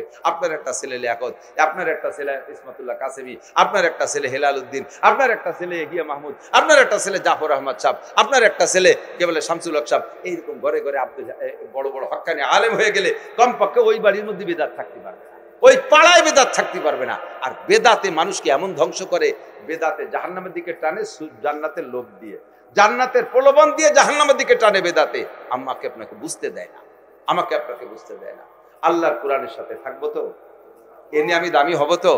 আমার গহরডাঙ্গা মাদ্রাসার শেষ শাইখুল হাদিস, আমাদের মুরব্বীদের ভিতরে হযরত মাওলানা আব্দুর রউফ সাহেব রহমাতুল্লাহ আলাইহি হুজুর, শেষ দিক দিয়ে যে কত বড় আলিম, আল্লাহু আকবার। আমরা যারা পড়ছি আমরা জানি কত বড় আলেম। হুজুর শেষ দিক যাইতে ওয়াজ ভুলে গেছে, 3-4টে ওয়াজ কয় আপনারা সবাই নামাজ পড়বেন, আপনারা সবাই দাড়ি রাখবেন পুরুষরা, আপনারা বাড়ির বউ বাচ্চাদেরকে পর্দা করাবেন, আপনারা সবাই কোরআন শরীফ পড়া শিখবেন, আপনারা সবাই টাকনুর উপরে পুরুষরা কাপড় করবেন। এই 3-4টে 5টা ওয়াজ করার পরে আর কিছু হুজুরির মনে নেই। কিন্তু প্রত্যেক দিনের সবকের ভিতরে ওয়াজের ভিতরে একটা কমান্ড রাখতেন, আমরা পুরুষরা কোরআন শরীফটা শুদ্ধ করে পড়া শিখি। আগে যারা মাদ্রাসা ছিল না এলাকায়, এত মাদ্রাসা, সেই কালের পাবলিকরা আল্লাহর কাছে বোকা সাজলে আল্লাহ হয়তো বোকা বলে মাফ করে দিতে পারে, ব্যবস্থা নাই তা কিভাবে পড়বা। কিন্তু এখন গ্রামে গ্রামে, এক গ্রামে 2টা মাদ্রাসা। আমার মুরব্বী বাবারা আসেন হুজুরদের সাথে, একটু চেষ্টা করে কোরআন শরীফ পড়া শেখেন। কমপক্ষে আপনি না পারলেও আপনার সন্তান, আপনার সেই সাইজের সন্তান নেই, আপনি নাতি নাতি ভূতাপুত দিনে মাদ্রাসায় দিয়ে দেন, এরা কোরআন পড়ে আলেম হোক। আপনি একজন আলেমের দাদা হন, আলেমের নানা হন, আলেমের আব্বা হন, আপনি একজন আলেমের জানাজা নেন, আপনার জানাজার ইমামতি করুক আপনার নাতি, আপনার পুতা। আমাদের বলতে ছেলের পুতা কয়, দিক কি কয় তা জানি না, ছেলের নাতি কোন বা পুতা কোন যাই বলেন, এ আপনার জানাজার ইমামতি করুক, আপনার নিজের ছেলে ইমামতি করুক। খেয়াল করেন, বাড়াইতে মৌলবী যত বড় হুজুর হোক না কেন, ওই যে মক্কা শরীফে কাবার মসজিদে যে নামাজ পড়বেন দেখবেন একটা ওয়াক্ত জানাজা মিস নেই। প্রত্যেক ওয়াক্ত ফরজ নামাজে সালাম ফিরানোর পরে কয় আসসালাতু আলাল মাইয়িত, আসসালাতু আলাল আমওয়াত, ছোট বাচ্চাদের আসসালাতু আলাল আতফাল, আসসালাতু আলাত তিফল, এরকম বলে। এখন জানাজার নামাজ হবে, দাঁড়ায় যায়, ফরজ পড়ি সুন্নতের আগে দাঁড়ায় যায়। এই জায়গা জানাজার ইমামতি করে কাবা শরীফের ইমাম সাহেব, জানাজার ইমামতি করে কাবা শরীফ, শত মাইল দূর থেকে এই জানাজা করাতে জন্য এই জায়গা নিয়ে আসে। আরে ভাই, ভালো করে মনে রাখবেন, কাবা শরীফের আব্দুর রহমান সুদাইসিও যদি জানাজা করে, ওই জানাজার এবং কাবার মধ্যে ফেলায় যদি জানাজা করে, তার চাইতে আপনার নিজের সন্তান এই শাকপাল দিয়ে দাঁড়ায় জানাজার ইমামতি করলে এই জানাজা আল্লাহর কাছে বেশি প্রিয়। কারণ ওই কাবার ইমামের আপনার আব্বার জন্য একটু ফরান পড়তেছে না, আরো খরার মধ্যে ইমামতি হতে যে যদি জানাজা সামনে দাঁড় করা দেওয়ার সময় বিরক্ত লাগে, কোনো মতে তকবীর দিয়ে সেরি জাতি বাল্লি বাসে।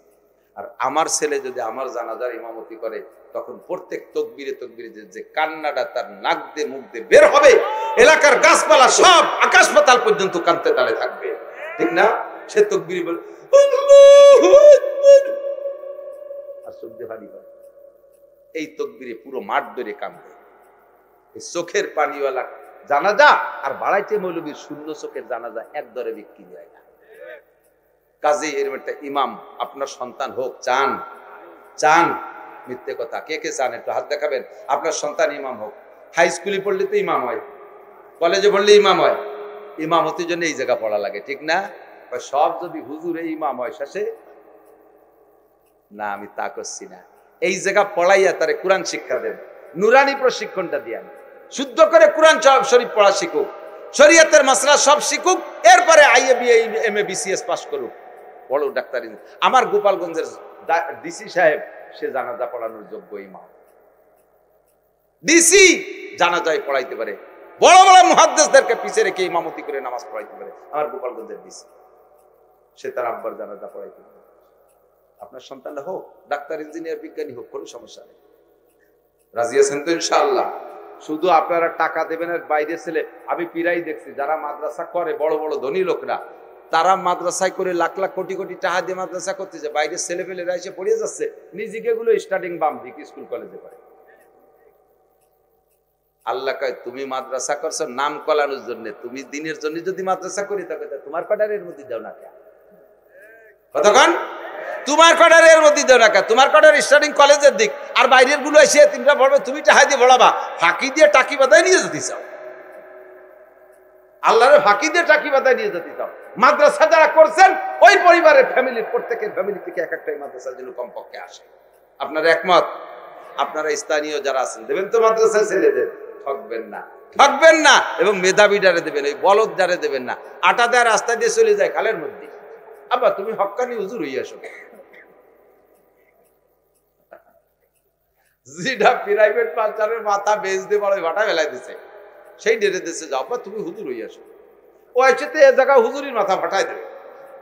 যেটা নম্র ভদ্র স্বাস্থ্য চেহারা ভালো ব্রেরি এডেরে মাদ্রাসায় দেন বহুত বড় আলেম হবে, শাইখুল হাদিস আল্লামা আজিজুল হক হবে, আহমদ শফি হবে, মিজানুর রহমান সাইদ সাহেব হবে, মুফতি দেলোয়ার হবে, মুফতি আব্দুল মালেক সাহেব হবে, হ্যাঁ এরকম বড় বড় হক্কানি আলেম লিয়াকত সাহেব হবে, মুফতি আব্দুল কাইয়ুম হবে, আব্দুল গফফার সাহেব হবে। আপনাদের এই নগরকান্দার ভিতরে আমি বলতে পারি আব্দুল গফফার সাহেবের চাইতে সম্মানী মানুষ কে হতে পারে? খুব কম, খুব কম, ঠিক না? সমমানের ওই যোগ্য আলেম যদি কেউ হয় তাহলে তারে বলা যেতে পারে। বাকি দুনিয়ার কোন জেনারেল শিক্ষিত আব্দুল গফফার সাহেবের তার ডাকে কয়জন আসে? আর প্রত্যেক মাসে মাসে হাজার হাজার মানুষ পাগলের মতো ফাঁকা জায়গা যে বসে বসে বৃষ্টি তার মুখে থেকে দুটি কথা শোনার জন্য। এরকম একটা সোনার সন্তান আপনার ঘরে হোক, চান? সত্যি চান?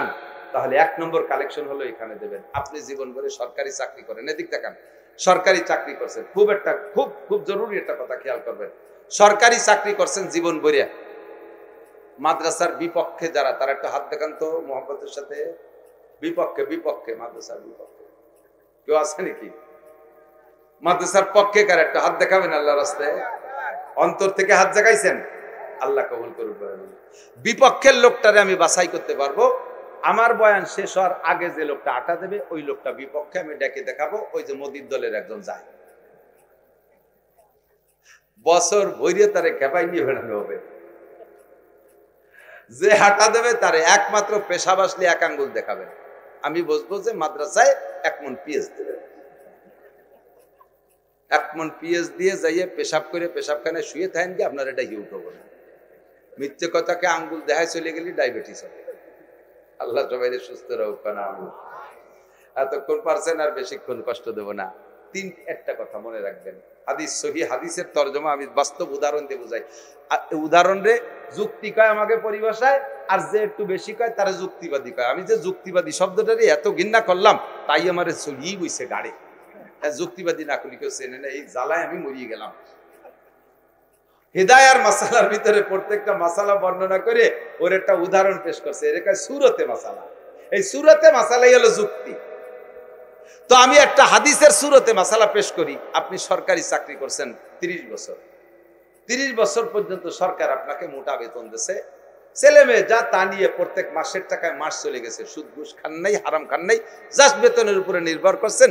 ডানিও 1 টাকাও থাকে না, বামেও নাই, হিসেব করে চলছেন। দিনাও হান নাই, 1 টাকা ব্যাংকে জমা করতে পারেনি, চাকরিও শেষ, জীবন ভরে কামাই রোজগার খাওয়া দাওয়া শেষ।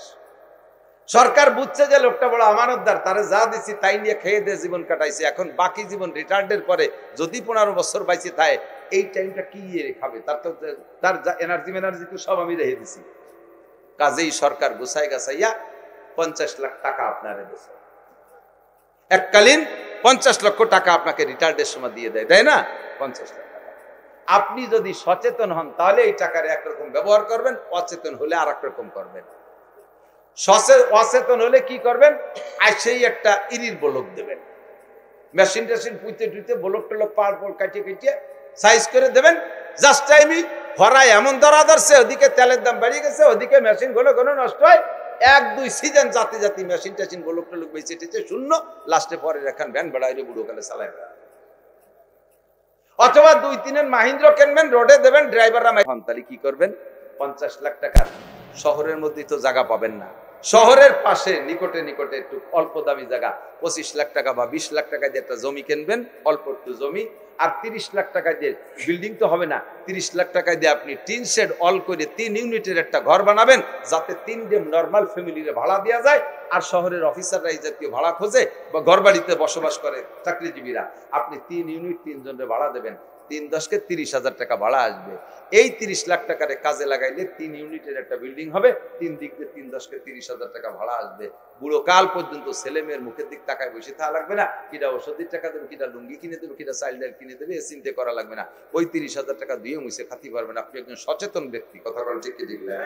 আল্লাহর নবী বলেন, যতদিন তোমরা বেঁচে আছো, নামাজ পড়তেছে এর বিনিময়ে আল্লাহ খাওয়ায়, রোজা রাখতেছে এর বিনিময়ে আল্লাহ খাওয়ায়, জিকির করতেছে এর বিনিময়ে আল্লাহ খাওয়ায়, ফরজ ওয়াজিবের বিনিময়ে আল্লাহ তোমারে বেতন দেশে খাইয়ে দিয়ে বাইছে রইছো, যখন মারা যাবা তখন নেক আমলে সব দরজা বন্ধ। ইজা মাতাল ইনসান ইনকাতা আনহু আমালুহু, চাকরি থেকে রিটায়ার্ড হয়ে গেছো, মারা গেছো, তোমার সব আমলের দরজা বন্ধ। কিন্তু এরপরে যে তোমার লাগবে কিয়ামত পর্যন্ত নেকি লাগবে, টাকা লাগবে, এই টাকা পাবা কোন জায়গায়? হুজুর কয় 3 ইউনিটের একটা বিল্ডিং খুলে যাও, ইল্লা মিন সালাসা, 3টে দরজা তোমার খোলা থাকবে। ইল্লা মিন সাদাকাতিন জারিয়া, 1 নম্বরের সাদকা জারিয়া, আও ইলমিন ইনতাফাউ বিহি, দ্বিতীয় শিক্ষা দিয়ে রেখে যাও, তার থেকে হাজার হাজার ছাত্র তৈরি হবে, তারা পড়বে, তুমি কবরে বসে নেকি পাবা। আও ওয়ালাদিন সালিহিন ইয়াদউলাহু, অথবা নেক সন্তান রেখে যাও, তারা তোমার জন্য দোয়া করবে। এই ইউনিট থেকে 10,000 টাকা আসতে তাহলে থাকবে। এই 3টে ইউনিট তোমার জন্য খুলে রেখে যাবা, তাহলে তুমি কবরে বসেও কিয়ামত পর্যন্ত নেকি পাইতে থাকবা।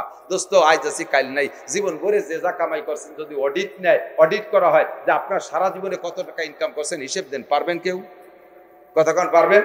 আমি তো পারবো না। এরপরে সে অডিট বাদ দিলাম, সারা জীবনে যা কামাই করছেন সব টাকা কি আছে?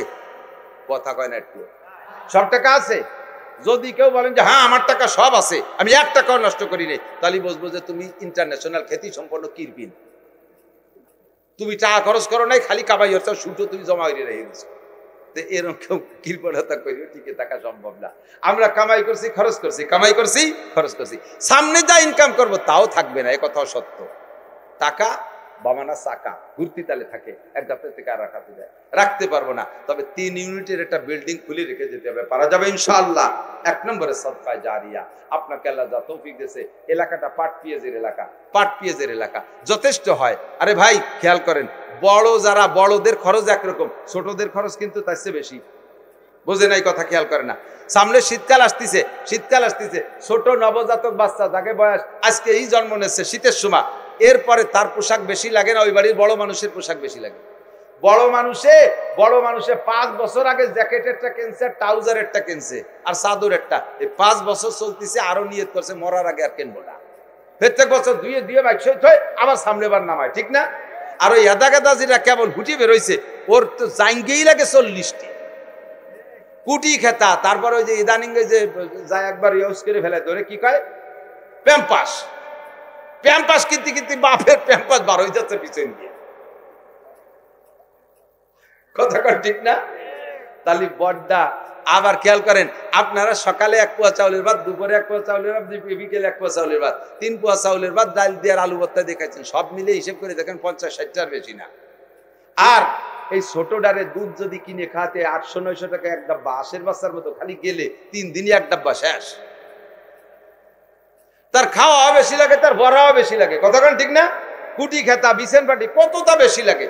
তো যে মাদ্রাসাগুলো বড় হয়ে গেছে, ওরা ওই রকম, ওদের খাবার কম লাগে, ওরা ওইভাবে মোটা খাইয়ে দেবে যেতে। যেগুলো ছোট জন্ম নেছে কেবল, একে খেতা, কাপড়, প্যাম্পাস অনেক কিছু লাগে, এজন্য এদের জন্য একটু বরাদ্দ বেশি থাকতে হবে, কতক্ষণ ঠিক না? আমার আপনাকে আল্লাহ তাআলা যা তৌফিক দিয়েছে, এখন তো পাট পেঁয়াজ কোনোটাই খেতে নাই, পাটও উঠে গেছে, পেঁয়াজও লাগান নাই, সামনে সিজনে লাগাবো। আল্লাহ তাআলা তৌফিক দিলে ফার্স্ট চান্সে আমাকে যে পেঁয়াজের বছরটা তো আগে আসতেছে, আগামী পাটের আগে আসতেছে না, যাকে আল্লাহ তাআলা পেঁয়াজ দেবে, যার যেমন তৌফিক আছে, মোহাব্বতের সাথে সদকায়ে জারিয়া ওই 1 ইউনিট খুলবো, সদকায়ে জারিয়ার একটা ইউনিট খোলার জন্য 5 মণ পেঁয়াজ, এই গরিব মাদ্রাসা, ছোট মাদ্রাসা, নতুন মাদ্রাসায় 5 মণ পেঁয়াজ দেওয়ার মতো একটা মানুষকে এর মধ্যে আছেন।